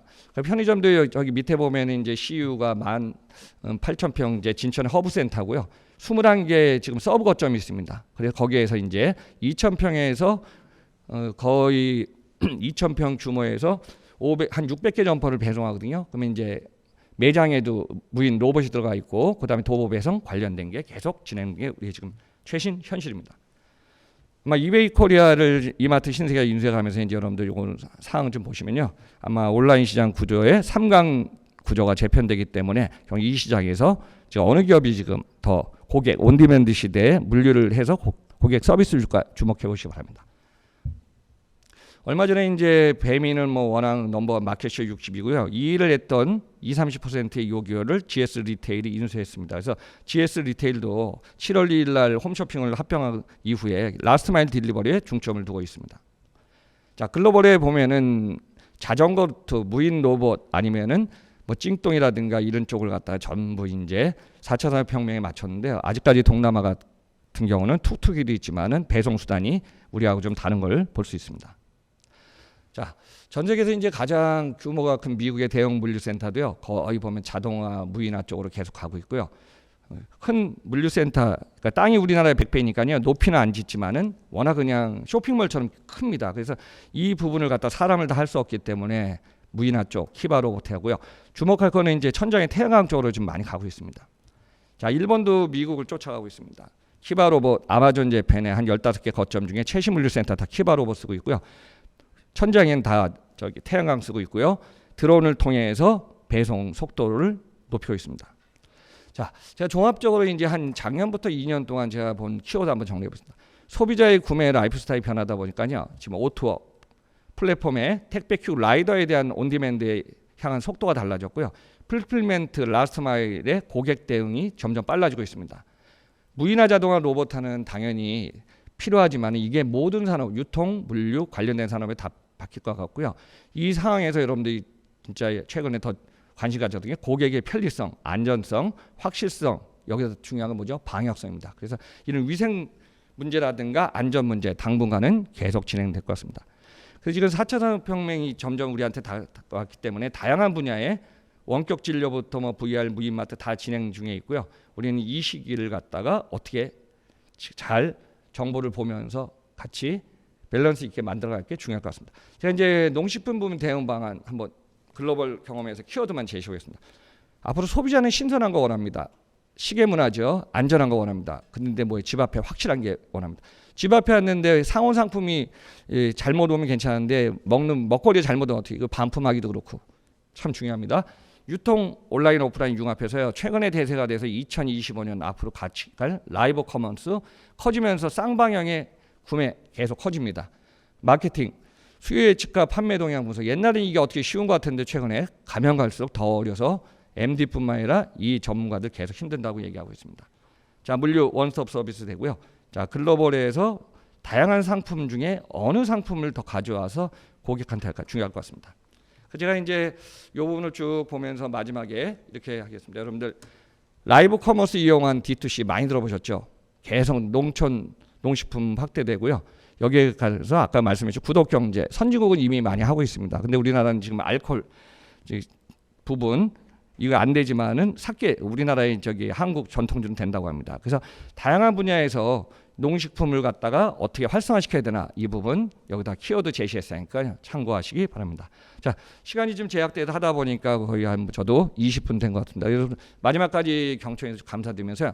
만약에 저기 하면 유튜브를 통해서 다시 한번 재확인해 주셨으면 감사하겠습니다. 감사합니다.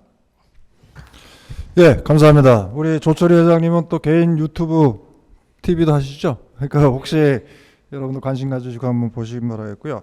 하여튼 물류 쪽에서도 이런 뭐 AI라든지 로봇 등을 활용해 무인화, 자동화 추세가 이루어지고 있다라는 게 핵심적인 동향인 것 같습니다. 예, 다음에는 이제 사례 좀 발표로 들어가겠습니다. 우리 데이터 농업 스타트업인데요. 그린랩스의 어떤 신사훈 대표님께서 이 농업의 어떤 데이터 플랫폼 팜모닝 사례에 대해서 좀 발표를 해주시겠습니다. 좀 15분 내로 좀 부탁드리겠습니다. 지금 네. 시간이 좀 많이 지체가 돼가지고요. 예, 우선 부탁드리겠습니다. 이렇게 발표할 기회를 주셔서 너무 감사하고, 우선 시작하기 전에 저희 회사에 대해서 조금 말씀을 드리도록 하겠습니다. 저희는 데이터를 통해서 농산물의 그 생산과 유통을 혁신하고 있는 그 스타트업입니다. 그러니까 전 세계적으로는 저희는 이제 팜모닝이라는 무료 플랫폼을 가지고 있는데요. 이렇게 무료 플랫폼을 통해서 데이터를 모으고 혁신하는 사례는 아직까지는 전 세계에는 없고 저희 회사가 유일합니다. 그래서 오늘 이 자리에서는 그 농식품의 디지털화 그리고 대응 방안 관련해서 이제 포럼으로 알고 있는데, 저희는 이제 그러면 실제 데이터 농업을 실현하고 있는 그 스타트업은 어떠한 방식으로 이 농식품의 디지털화를 하고 있는지, 그래서 그 사례에 적합할 것 같아서 저희가 어떻게 그 농산물 유통 또는 생산의 그 혁신을 이루고 있는지를 한번 말씀을 드려보도록 하겠습니다.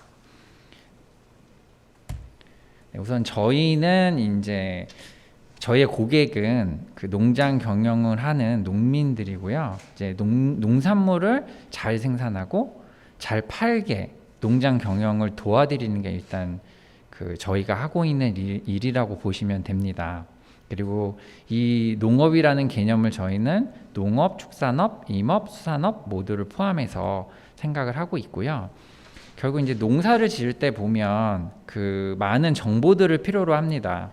그러니까 뭐 필요 그 날씨, 종자, 비료, 농약 등등 그러니까 그런 자료들을 필요로 하고 쉽게 찾아보고 싶어 하죠. 그리고 어떤 자재를 써야 할지 또 비교도 하고 싸게 사고 싶기도 하고, 그 다음 궁금했을 때 전문가들의 도움을 필요로 합니다. 그리고 유통을 할 때는 뭐 모든 농민들이 똑같겠지만 가장 비싸게 팔고 싶죠.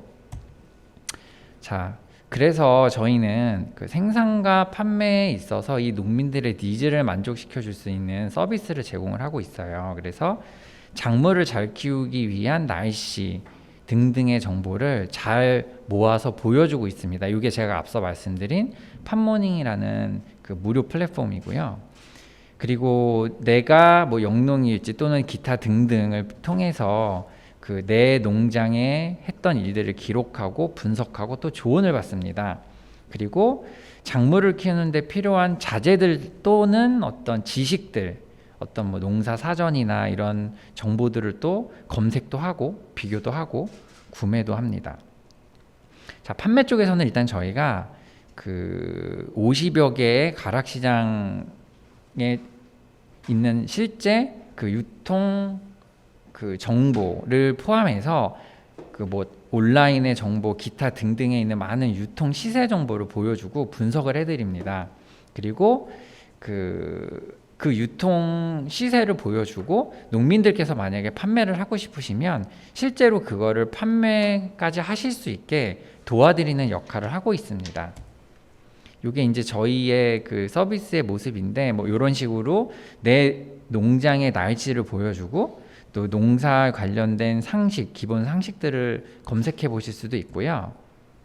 그리고 이런 식으로 이제 농민들끼리 또는 농민과 전문가들끼리 궁금증을 서로 주고받는 그런 커뮤니티 기능도 저희 쪽에 있습니다. 그래서 농민들이 내 궁금증을 여기에 막 남기고 활동을 하게 되면 그런 것들이 또 다 데이터로 쌓이게 됩니다. 또한 이제 아시다시피 저희는 팜모닝 스마트팜 제품을 가지고 있는데 저희 회사 자체가 굉장히 그 온라인 베이스의 회사이기 때문에 그 소프트웨어 기술적으로 굉장히 우수한 인력들이 많습니다. 그래서 소프트웨어가 굉장히 강점인 저희가 스마트팜 그 농장 환경 제어 솔루션을 가지고 있는데요.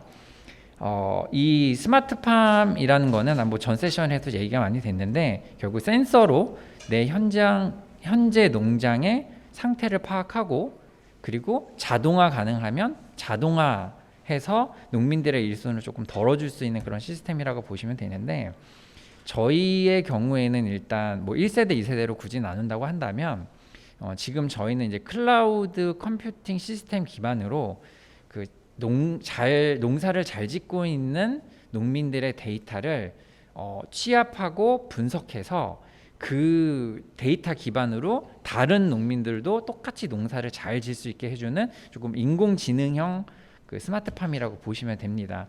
그래서 예를 들면 이 맨 마지막 단계를 보시면 그 농사를 굉장히 잘 짓는 농민들의 데이터를 취합을 해서 윗값과 아랫값을 만들어주고 그 윗값과 아랫값의 그래프 사이에 우리 농장의 그 환경이 들어오게끔 그 만들어주는 게 이제 저희 스마트팜 시스템의 핵심이고요. 저희는 이제 아까 말씀드린 것처럼 이거는 뭐 축산업 다 그 농산물 또는 뭐 돼지, 소가 잘 자라는 환경이라는 거는 정해져 있기 때문에 그 현재 환경값을 읽고 그들에게 가장 적합한 환경값을 뭐 스스로 조절하던 저희 시스템을 통해서 조절하던 하는 것들은 똑같기 때문에 모든 분야를 커버하고 있다라고 말씀을 드리고요. 그리고 아시다시피 저희 국가에서도 굉장히 스마트팜의 침투율을 높이기 위해서 많이 고민을 하고 계십니다. 그래서 이제 그 생산 쪽은 그렇게 저희가 하고 있고요. 이제 유통 쪽은 저희가 이제 아까 말씀드린 것처럼 50여 개의 그 가락 시장, 그 경락 시세 정보를 이 안에서 다 검색을 하실 수 있고요. 저희 서비스의 모습입니다. 그리고 실제로 이제 저희 같은 경우에 아까 말씀드린 것처럼 그런 다양한 그 가격을 보여주면서 농민이 만약에 팔고 싶다라고 했을 때 실제로 이제 저희가 그런 거를 판매 대행까지 이렇게 해드려요. 온라인 이커머스를 통해서 또는 인플루언서 판매나 또 신규 채널이나 뭐 어디든 저희가 다 판매를 연결을 해드립니다. 이제 특히 저희 같은 경우에는 이제 이런 그 라이브 커머스도 직접 진행을 해서 그 뭐 어떤 사례를 보면 이제 한 농장에 뭐 복숭아 농가 복숭아 과수원하시는 분인데 전 복숭아를 뭐 요 라이브 방송 30분만으로 다 완판했던 그런 경험도 있습니다. 그래서 보시면 이런 식으로 저희가 이제 이렇게 라이브 커머스 진행하고 있고요. 그리고 이제 앞서서도 얘기가 많이 나왔었는데 저희 또한 이제 농민과 그 농산물을 구매하고 싶은 분들을 직접 연결해주는 이제 농산물 거래소도 실제로 팜모닝 안에서 운영을 하고 있습니다. 그래서 많은 농민분들이 저에게 의뢰를 하고 계시고요.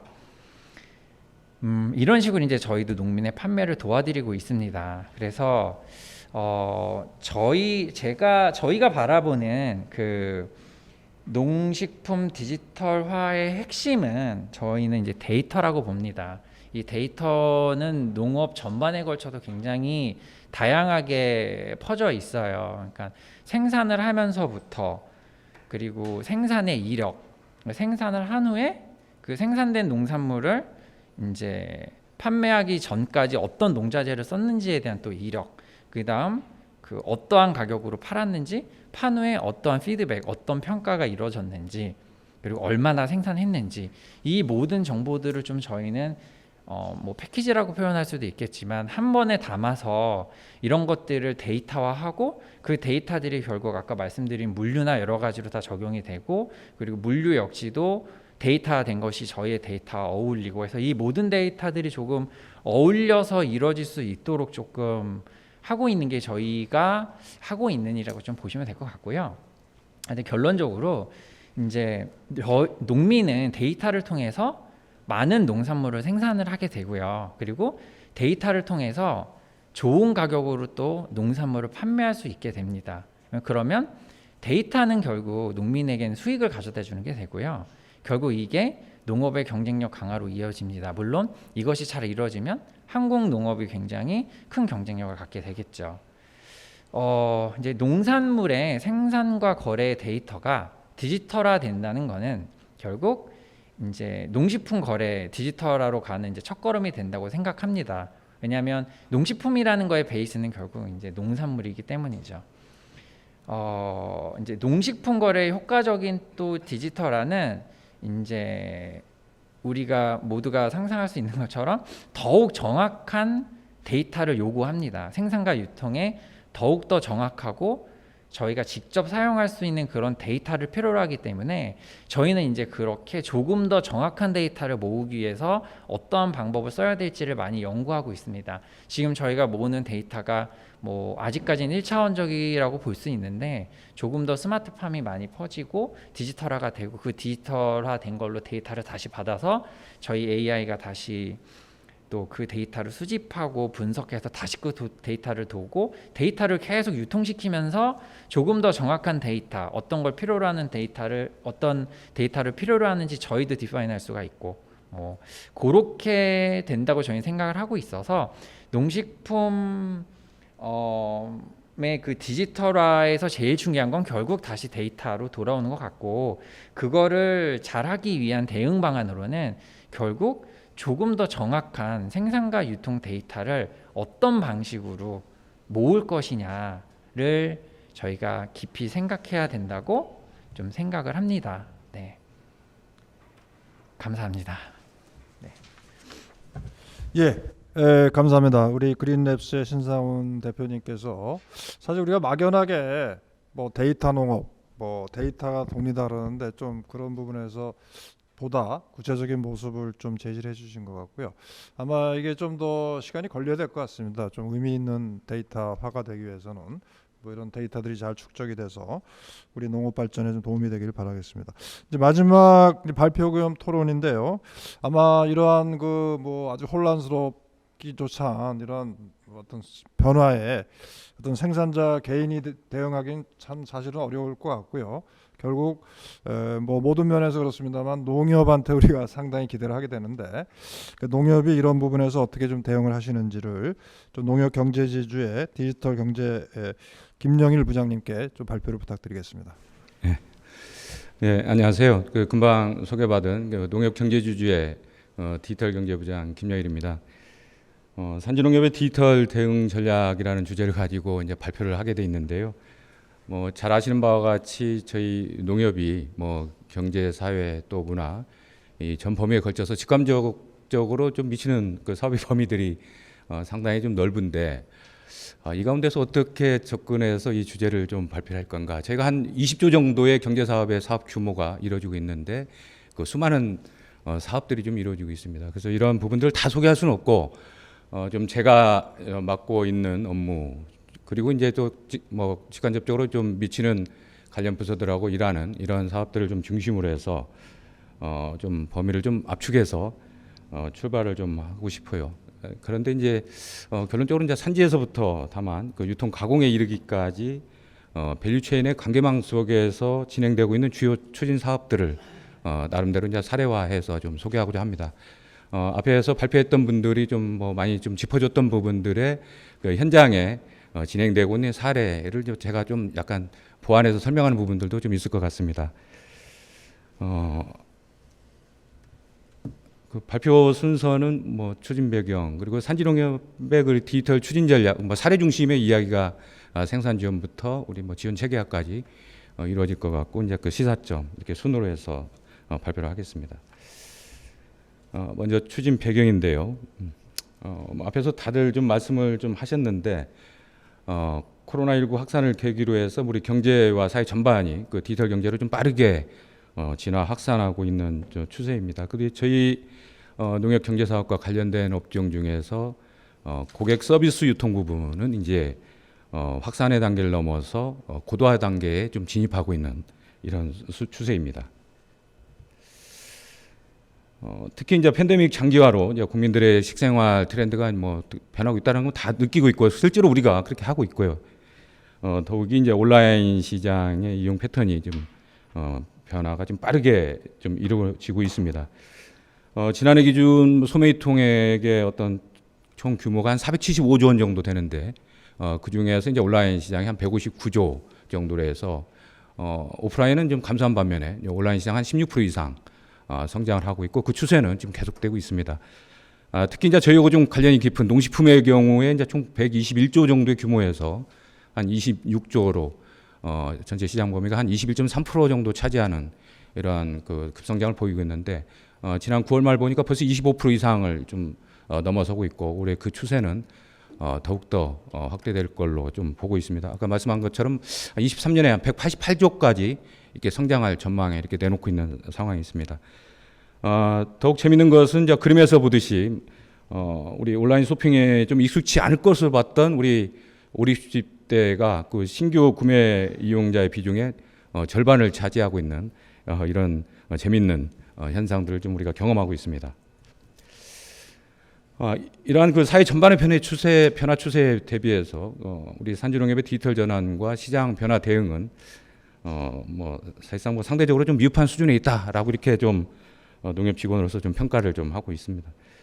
더욱이 우리 조합원의 어떤 고령화와 그 수혜 감소 그리고 농자재 가격의 어떤 상승 등 우리 산지농협의 경제 사업의 환경은 좀 갈수록 좀 악화되고 있고요. 또 표에서 보는 것처럼 경제사업 규모도 이제 300억 미만의 우리 농협들이 한 50% 수준 정도를 차지하고 있는데 이러한 현상들은 이제 디지털 전환을 좀 하는데 투자를 하는 데 있어서 상당히 주저할 수밖에 없는 구조에 있다라고 좀 보시면 될 것 같습니다. 따라서 이제 격변하는 사업 환경에 좀 대응하고 우리가 산지농협의 디지털 전환을 지원하기 위해서 이제 보다 치밀하고 체계화된 디지털 지원 추진 전략을 추진을 하고 있습니다. 잘 아시는 바와 같이 우리 농협이 이제 지난해 우리 회장님 강조하신 올바른 유통위원회를 구성해서 우리 생산 지원부터 도소매 그리고 또 식품 가공에 이르기까지 세부 과제의 66개를 좀 도출을 해서 우리 사업 계획에 반영해서 좀 추진하고 있습니다. 또한 법농협적으로 디지털 혁신실과 또 관련 법인 간 그러한 디지털 관련 부서를 신설해서 운영하고 있는데 저희 부서도 이제 그런 신설 부서 중에 하나가 되겠습니다. 이제 생산에서 따라서 우리 산지 조직, 유통 등 경제사업 전반에 걸쳐서 추진되고 있는 디지털 혁신 사례를 좀 중심으로 해서 몇 가지로 좀 압축해서 핵심 내용 중심으로 발표를 좀 하고자 합니다. 먼저 생산 지원 단계에서 우리 농업 확산을 위해서 스마트 농업 확산을 위해서 저희가 추진하고 있는 그 농협형 스마트팜 보급 사례입니다. 농촌 인구 감소하고 또 고령화에 따른 노동력 부족 등으로 해서 어떻게 보면 농업 농촌의 지속 가능성에 어떤 위협하는 문제로 좀 대두되고 있는데 이를 해결하는 방안 중에 하나로 이제 스마트 농업이라는 것이 이제 등장을 했고 이에 스마트팜 보급 확산도 이렇게 본격적으로 좀 되고 있습니다.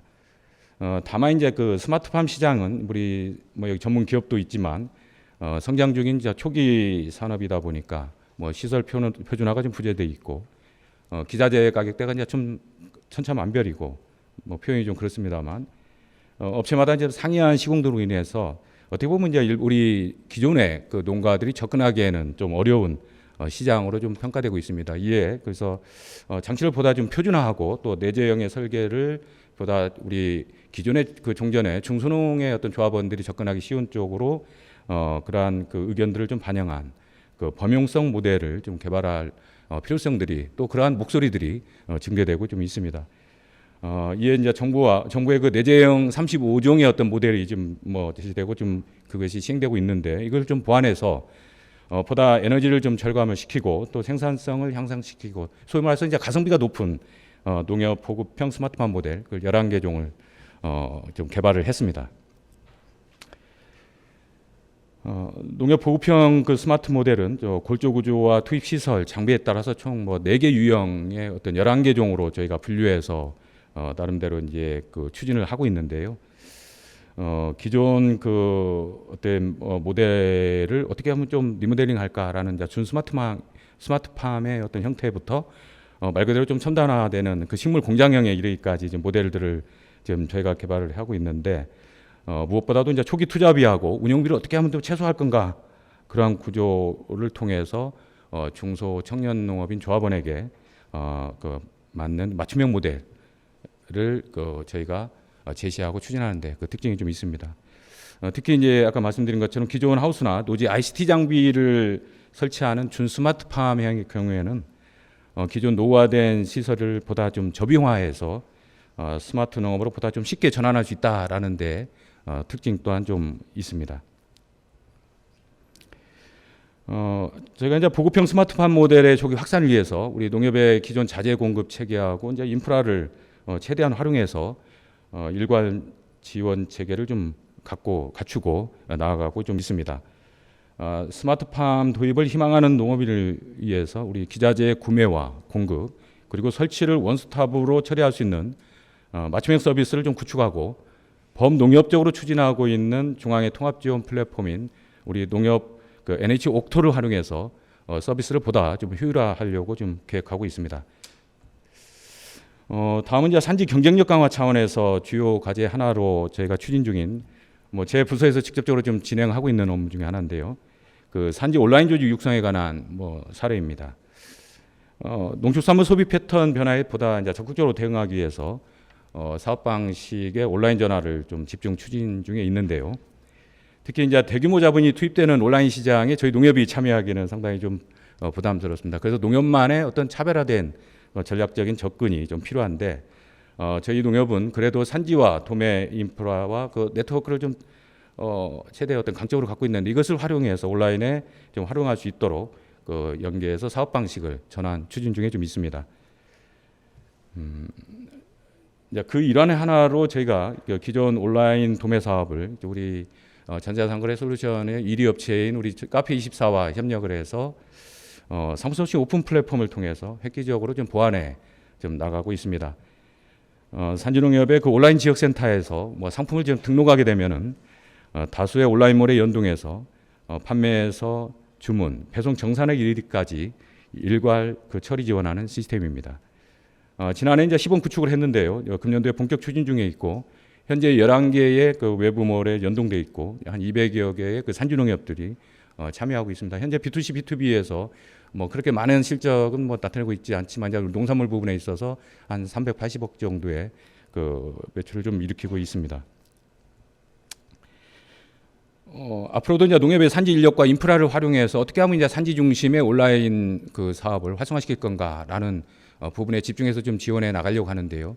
그 중심에는 이제 우리 전국에 이제 한 3천여 개의 산지 조직들이 있는데 이 중에서 온라인을 좀 전문화할 수 있는 소위 산지 어시스턴트를 좀 집중 육성할 계획입니다. 올해 한 42명의 정예 요원들을 저희가 선발해서 관련된 교육을 통해서 직접 산지에서 상품을 정말 그 상세 페이지를 좀 제작하고 온라인 상품을 좀 발굴하고 콘텐츠를 개발해 나가는 더 나아가서는 이제 라이브 커머스까지 직접 진행하는 이러한 구조를 통해서 기존에 이제 벤더에서 의존했던 형을 우리 산지농협이 직접 담당자가 진행할 수 있는 구조로 저희가 진행하고 있고 이러한 그 산지 어시들이 활동할 수 있는 산지 온라인 지역센터를 올해 34개를 시범 구축했습니다. 23년도까지 한 100개소까지 거점 단위로 육성을 해서 여기를 통해서 농협이 전국 단위의 온라인의 산지의 어떤 새로운 그런 그 어떤 혁신적인 그런 사례들을 만들어 나가려고 지금 하고 있습니다. 그래서 이제 이러한 그 산지 온라인 지역센터와 어시스턴트의 육성을 통해서 우리 산지의 자생적인 온라인 역량을 좀 강화시켜 나가도록 하겠습니다.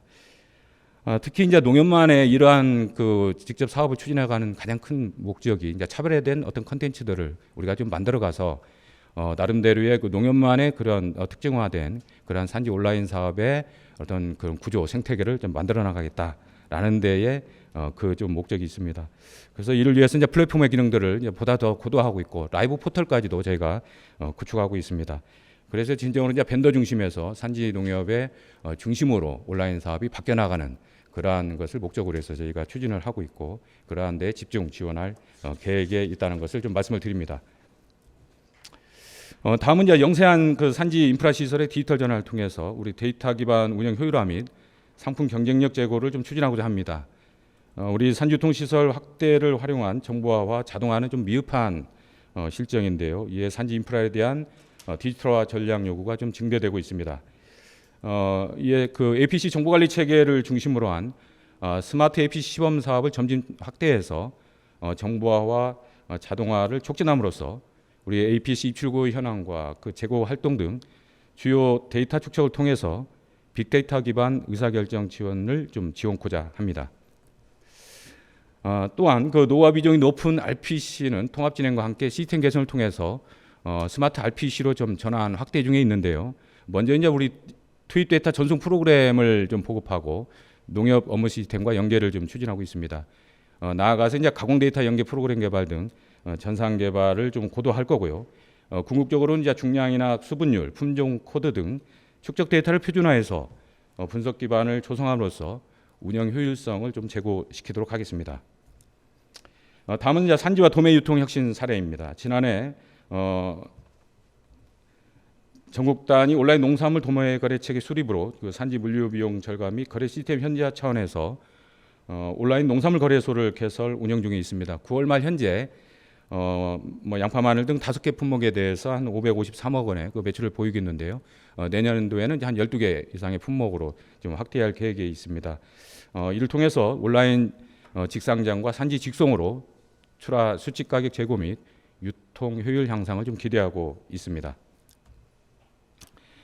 또한 농협 공판장의 그 분산 기능 확대를 위해서 농산물 전문 온라인 식자재몰인 싱싱이음을 토대로 해서 신시장에 좀 진출한 바 있습니다. 이러한 싱싱이음은 기존 공판장 인프라를 활용해서 외식업체에 식자재를 공급하는 시스템입니다. 이제 마지막으로 우리 디지털 혁신을 위한 지원책의 그 사례입니다. 산지농협의 다양한 디지털 니즈와 그 대내외 환경 변화에 유연하게 좀 대응하고 그 노화된 농협 경제사업 시스템을 개선한 시스템 개발로 스마트한 업무 환경을 도입하자 내년 2월부터 차세대 시스템을 좀 착수 개발할 계획입니다.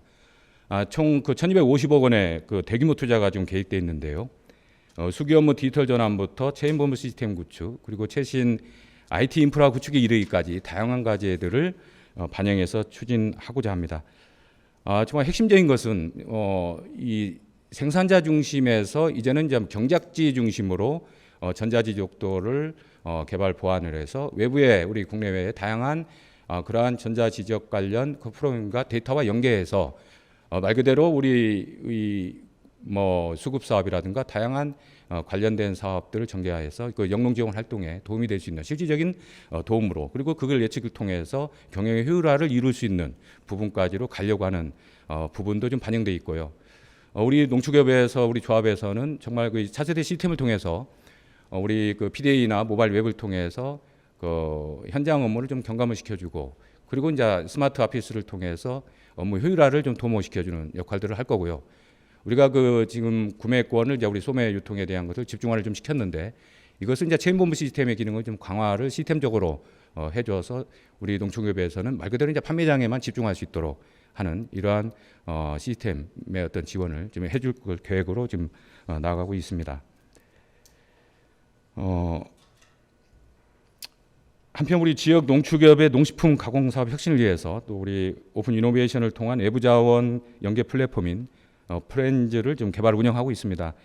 여기에는 이제 우리 식품 관련 그 기술 수요자와 외부 전문가가 연계한 그 플랫폼으로 우리 신제품 개발과 사업 협력 그리고 공장 구축, 우리 설비 도입 등 식품 사업 관련 종합 솔루션을 좀 제공하고 있습니다. 이외에도 저희가 이제 농협이 가진 자원보다는 이제 외부의 자원을 어떻게 하면 더 활용을 해서 오픈 그 이노베이션의 전략을 경영의 핵심 부분으로 좀 반영해서 추진하고 있습니다. 그 일환으로 우리 여기 우리 그린네스하고도 MOU를 했고요. 그다음에 그 카페24, 그다음에 마켓컬리, 그다음에 뭐 프레시지 등 이거 다양한 우리 선도 업체들과 전략을 통해서 농협의 어떤 부족한 부분을 극복하면서 우리 산지 디지털의 그런 경쟁력들을 좀 강화하기 위해서 다양하게 노력하고 있다는 것을 좀 말씀을 드립니다. 이제 마지막으로 이제 뭐 이상으로 이제 뭐 제가 다 소개는 못 드렸지만 제한된 시간 속에서 산지에서 유통 가공에 이르기까지 우리 디지털 혁신 추진 사례들을 좀 간략하게 좀 소개를 좀 해봤습니다. 이러한 그 사례들이 뭐 저는 이제 생각을 해요. 제대로 이제 침투되고 성과를 내기 위해서는 무엇보다도 산지 농협의 어떤 프로세스 혁신과 어떤 사업 재설계 과정들이 좀 선행돼야 한다. 또한 아울러서 우리 경제지주하고 우리 산지 농협 그리고 또 생산부터 가공에 이르기까지 다양한 어떤 영역들의 어떤 사업의 연계성이 보다 체계화되고 지속 가능성을 제고시켜 나가야 하는 과제들도 좀 남아 있는 것 같습니다. 결론적으로 우리 산지와 소비지 그리고 유통 그리고 경제지주와 산지농협 등 그 사이에서 존재하는 수많은 관계를 보다 치밀하게 네트워크하는 과정 속에서 답을 찾을 수 있지 않을까 이렇게 생각을 해봅니다. 결국 지속적인 관계 혁신을 통해서 우리 산지 디지털 생태계가 비로소 가치 있는 의미를 창출해낼 수 있는 게 아닌가 하는 의견을 제시하면서 발표를 마무리하도록 하겠습니다. 감사합니다. 예, 부장님 감사합니다. 농협의 사례, 농협의 현재 어떤 디지털 추진 사례를 산지부터 소비지 유통까지 이렇게 소상하게 잘 설명해 주신 것 같습니다. 이상으로 저희가 발표 겸 토론을 마치겠는데요. 하여튼 우리 농식품 공급망 거래 물류 자체가 이제 디지털화되면서 아주 급속한 이제 변화를 이루고 있는데, 그 발표에서 들으셨겠지만 이쪽 앞단에, 그러니까 이제 뭐 소매 온라인 유통이라든지 그다음에 물류 이런 쪽에서는 아주 뭐 대기업을 중심으로 한 엄청난 변화가 일어나는 걸 여러분들이 몸소 느끼셨을 겁니다. 또 거기에 대비해서 또 우리 산지 농협이나 농협 경제지주가 여러 가지 어떤 대책을 수립하고 디지털화를 추진하고 있는 사례를 여러분들이 잘 들으셨을 줄 압니다. 오늘 이제 우리 그 시청자들께서 몇 가지 질문을 주셨는데요. 제가 좀 드릴 테니까 좀 관련되시는 분이 좀 답변을 좀 부탁드리겠습니다. 먼저 우리 그 시청자분 중에 한 분이 뭐 흔히 하는 지적인데요. 이 온라인 쇼핑이 확대되면서 이게 편리성은 좋아졌는데 이게 이제 포장, 과대 포장이나 이런 쪽으로 해서 이제 쓰레기 문제가 많이 발생한다. 포장 개선에 대해서 어떻게 좀 어떤 그 현재 동향이라든지 아이디어가 있으신지 누가 좀 답변하시고, 우리 조 회장님 물류 쪽에서 한번 말씀해 주시겠습니까? 예. 예, 그 예. 지금 최근 들어 이제 온라인 주문량이 많아지다 보니까 가장 큰 게 패키징의 어떤 간소화가 지금 물류 현장 모든 분야에서 지금 다 큰 과제로 되고 있습니다. 박스, 비닐, 그다음에 이제 냉매제 관련해 갖고 이 부분이 보니까요. 어떤 소비자들이 얘기합니다. 불편한 게 너무 많이 오니까 박스는 많았는데 일일이 하다가 버리기 힘들다고. 그래서 지금 제가 들은 정보로도 마켓컬리도 간소하게 지금 아마 최근에 포장 합리화 그쪽 하고 있고 최적화도 지금 움직이고 있고, 국내에서 얼마 전에 지금 3분기 결산 나와서 지금 뭐 쿠팡 5조 원은 넘었는데 아마 3분기가 15조 원까지는 엄청 많은 매출을 올렸지만 쿠팡도 지금 이 안건 ESG 경영과 맞물려서 계속 지금 개선하고 있답니다. 근데 최근에 나온 정보를 의하면은 이 부분을 갖다 기업들이 경쟁 기업이 있어서 명확하게 공개는 안 하고 있습니다. 그래서 아마 그 부분 합리화나 이 부분은 큰 과제이기 때문에 아마 올해 연말까지도 계속 줄여나간다는 얘기를 하고 있습니다. 예, 감사합니다. 또 한 분이 질문을 하셨는데요. 이게 이제 아까 우리 조국래 본부장님께서 돌세나라든지 뭐 이나네라든지 이런 뭐 소규모 어떤 그 플랫폼들을 많이 소개해 주셨는데, 사실 이제 문제가 우리 쿠팡도 마찬가지지만 굉장히 물류비가 많이 들어가지 않습니까? 그래서 뭐 적자 요인이 되는데, 이런 소규모 생산자들이 어떻게 하면 물류비를 절감할 수 있는지 혹시 뭐 그런 데 대해서 의견이 있으시면 좀 부탁 좀 드리겠습니다. 일단 사실 접근법이 좀 달라야 되지 않나는 생각이 듭니다. 그러니까 제가 지금 현재 오늘 주제 자체가 어떤 대형화되고 있고 가속화되고 있는 어떤 부분에 대해 유통 시스템에 대해서 이야기하다 보니까 좀 빠지는 것 같은데, 좀 지속 가능한 어떤 농업 농촌을 위해서 사실 생산자가 소비자한테 무조건 맞춰주는 게 아니고 사실 소비자 의식 개혁 부분도 굉장히 중요하다고 보거든요. 방금 이 택배 부분도 마찬가지 빠르고 편리하니까 좋은 부분인데, 물론 대안적인 이야기를 먼저 하나 드리면 이게 살짝 ESG 경영으로 들어갔으면 어떨까 하는 생각이 듭니다. 기업이나 이런 부분들이 이런 어떤 홍보나 이런 부분, 마케팅 부분을 농촌의 택배비 어떤 지원이라든가 이런 어떤 물류 쪽 지원 부분이 들어가고, 거기서 이동되는 어떤 물류 쪽에서 자연스럽게 그 기업이 우리가 이런 기업 뭐 어떤 역할을 하고 있다는 어떤 부분을 통해서 간접 자원이 그렇게 들어간다면 농업 쪽에 오히려 더 많은 혜택이 들어가지 않을까 싶고요. 그런 대안적인 부분이 아니라 근본적으로 우리가 지금 너무 빠르게 먹어야 되고 너무 빨리 받아야 되는 이유 자체 부분을 한번쯤은 고민해봐야 되지 않나. 좀 의식개혁 부분도 소비자한테 좀 전달할 수 있는 그런 캠페인들이 같이 가야 되지 않나라는 생각이 좀 들거든요. 그러니까 단적인 예로 대한민국 농산물의 가장 이동이 많을 때가 명절인데 제가 한 이런 주제를 한번 던져보고 싶어요. 당연히 물류가 비용이 많이 들어갈 수밖에 없는 게 샤인머스켓 이번 추석 때 같은 경우에 만약에 팔았다. 과연 제대로 맛이 나온 샤인머스켓이 전달됐을까요? 이거 좀 주제하고 좀 벗어날 수 있는 이야기지만 이런 부분에 대해서 제때 제대로 먹을 수 있는 소비자 환경이 만들어진다면 그 쓸데없이 비용이 많이 들어가야 되는 소포장에서 많이 들어가는 부분이 아니고 제대로 된 농산물이 좀 전달되지 않을까. 좀 엉뚱한 답변은 드렸는데 예, 물류 비용이 많이 들어가는 부분 참 저도 산지에 가면 가장 힘든 부분이지만 이 부분을 단순히 소포장해 갖고 빨리 배송해 주는 게 아니고 의식 개혁을 통해서 정말 제때 제대로 받을 수 있는 이런 모델로 가는 게 좀 더 맞지 않을까라는 생각을 한번 해봤습니다. 예, 감사합니다. 근데 우리가 또 산지에서도 처음부터 막 택배를 의존할 게 아니라 어떤 대포라든지 이런 집산하는 걸 한 포인트를 만들어서 거기서 이렇게 배송을 하면 훨씬 좀 물류비도 좀 절감이 되지 않을까. 그런 것도 한번 우리가 고민을 해봐야 될 것 같아요. 우리 농협 같은 데를 통해서 어떤 포인트, 집산 포인트를 만들고 거기서 라스트 마일 배송을 하는. 근데 지금 우리 농촌부터 바로 라스트 마일 배송으로 들어가 버리니까 비용이 많이 들어가는 측면도 있지 않은가. 예, 우리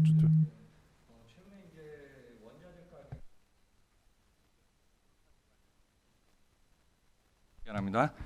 최근에 이제 올 들어서 원자재 가격 모든 유가도 그렇지만 급상승해서 골판지 가격이 한 10에서 20, 30 다 올라갔습니다.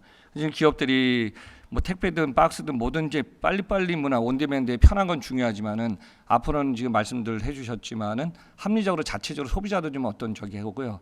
또 그다음에 교수님 말씀하신 대로 플랫폼이나 이런 걸 간소화하는 것을 갖다가 이제 소비자도 물류기업도 같이 고민하면서 플랫폼의 어떤 의식을 좀 만들어가는 게 중요할 것 같습니다. 가격이 너무 올라갔다고 다들 힘들어하고 계십니다. 예, 감사합니다. 우리 김 부장님도 한 말씀 하실. 아까 아무튼 포장 박스 과대화 이런 걸 전체적으로 보면 어떻게 하면 그런 부분 불필요한 것들 좀 최소화할 거냐, 이것은 사실은 ESG 경영 측면에서 우리가 이제 기업들이 많이 접근하는 부분인데요. 저희도 이를 위해서 어떻게 하면 우리 산지에서 모든 농산물의 다양하게 어떤 품위들을 동시에 소비자들에게 접근을 좀 맞춤형으로 좀 하기 위해서 풀셋 구매라는 판매 접근을 하고 있어요. 그를 통해서 이제 불필요하게 버려지는 그런 농산물들이 없이 이렇게 하는 부분도 좀 약간 접근을 좀 시키려고 하고 있고, 또 하나의 우리 공판장에서 폐기되는 농산물들이 좀 상당히 많이 있습니다. 이러한 것들이 이제 어떤 유통기한의 어떤 부분들을 접근해서 이러한 것을 적절한 판매 유도를 유도를 해서 뭐 나쁜 것이 아니라 그러한 부분들을 관리를 하면서 불필요한 폐기물들을 줄여서 결국은 우리 사회 환경에 좀 도움이 되게 하는 거 있고, 아까 이제 물류비적인 측면에서 저희가 이제 오픈 플랫폼을 좀 이야기를 했는데 뭐 이런 목적이 이제 산지에서 다양한 우리 농업인들이 우리 농협의 온라인 센터에 연계를 통해서 우리 오픈 플랫폼에 거쳐간다면 저희가 이제 물류비의 어떤 부분들을 한번 객관적인 어떤 자료를 통해서 이제 보니까 기존의 오프라인에서 이루하는 전체적인 유통비용 구조가 한 47.5%예요. 근데 이제 우리 플랫폼 연동을 통해서 좀 경로들을 좀 단순화하고 흘러간다면 한 33.2%, 한 15.3%라는 사회적 편익이 일어납니다. 이 부분이 이제 농가에게 한 7% 정도, 소비자에게 한 8%, 8.4% 정도 이상의 편익적인 효과들이 나눠지는데, 이런 걸 통해서 결국은 생산자도 소비자도 좋지 않을까. 그래서 온라인 시장이라는 뜻을 우리가 유통 구조에 보다 혁신적인 하나의 트렌드 이런 쪽으로 접근을 해가면서 이런 문제를 같이 맞춰가는 것도 우리 플랫폼 기업들에게 너무나 의지하는 포커싱이 두는 것보다 바로 산지의 개선점을 거기서 찾아내는 의미를 좀 갖는 것도 좀 의미가 있을 것 같습니다. 예, 감사합니다. 결국 우리 생산자 조직화를 통해서 한번 물류비, 온라인 환경에서 물류비 절감 뭐 이런 것도 한번 고민해볼 과제인 것 같고요. 그다음 아까 우리 그린랩스 신상훈 대표님께서 우리가 팜모닝을 통해서 투입, 판매, 피드백 이런 정보를 다 수집을 해서 이제 앞으로 활용을 하시겠는데, 또 이걸 좀 뭐 결국은 데이터가 돈이 된다. 뭐 이런데 거기에 대해서 한번 좀 코멘트를 좀 해주시죠. 이게 결국 그렇게 될 것인지. 예.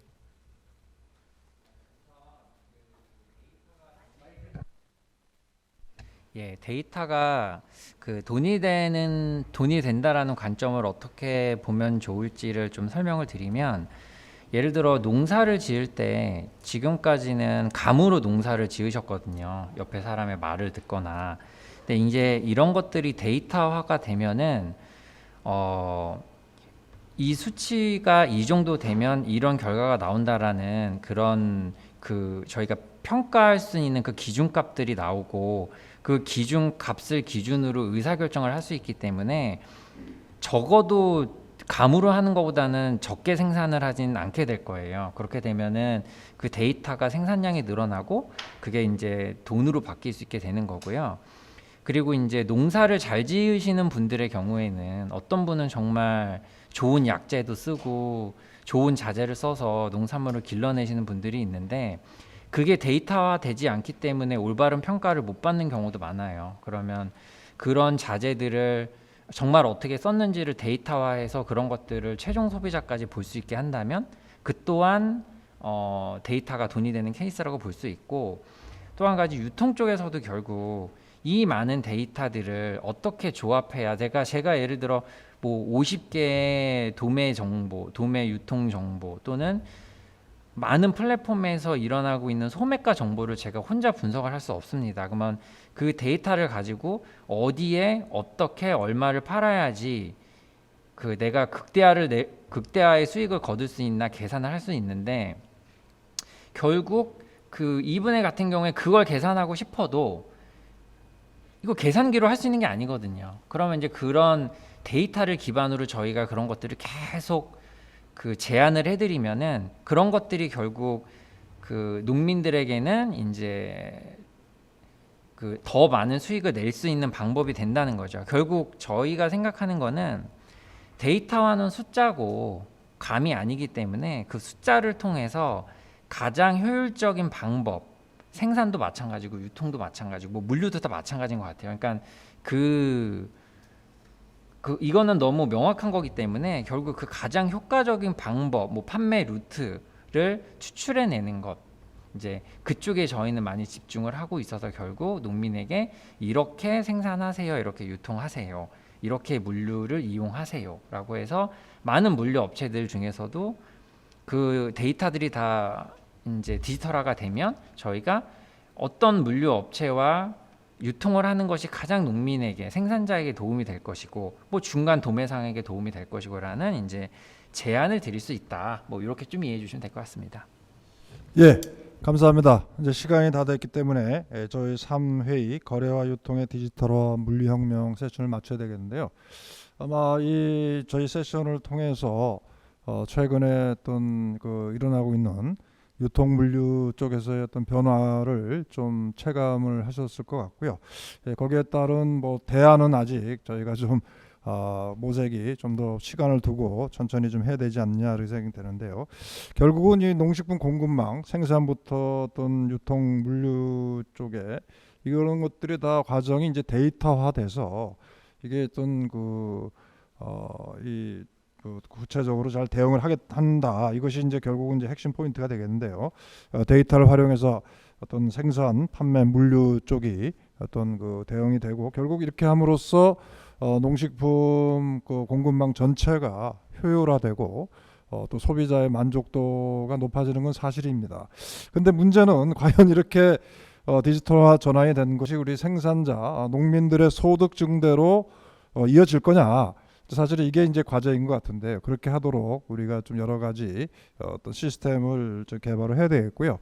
다만 한 가지 제가 좀 덧붙인다면 이런 그 거래 유통의 효율화뿐만 아니라 이제 수급 조절, 수급 안정 이런 부분에 이런 그 디지털 전환에 따른 데이터들이 적극적으로 활용이 돼서 어떤 가격 안정화 이런 걸 통한 농민들의 어떤 어떤 웰페어 향상이 좀 일어나야 되지 않겠느냐 이렇게 생각이 됩니다.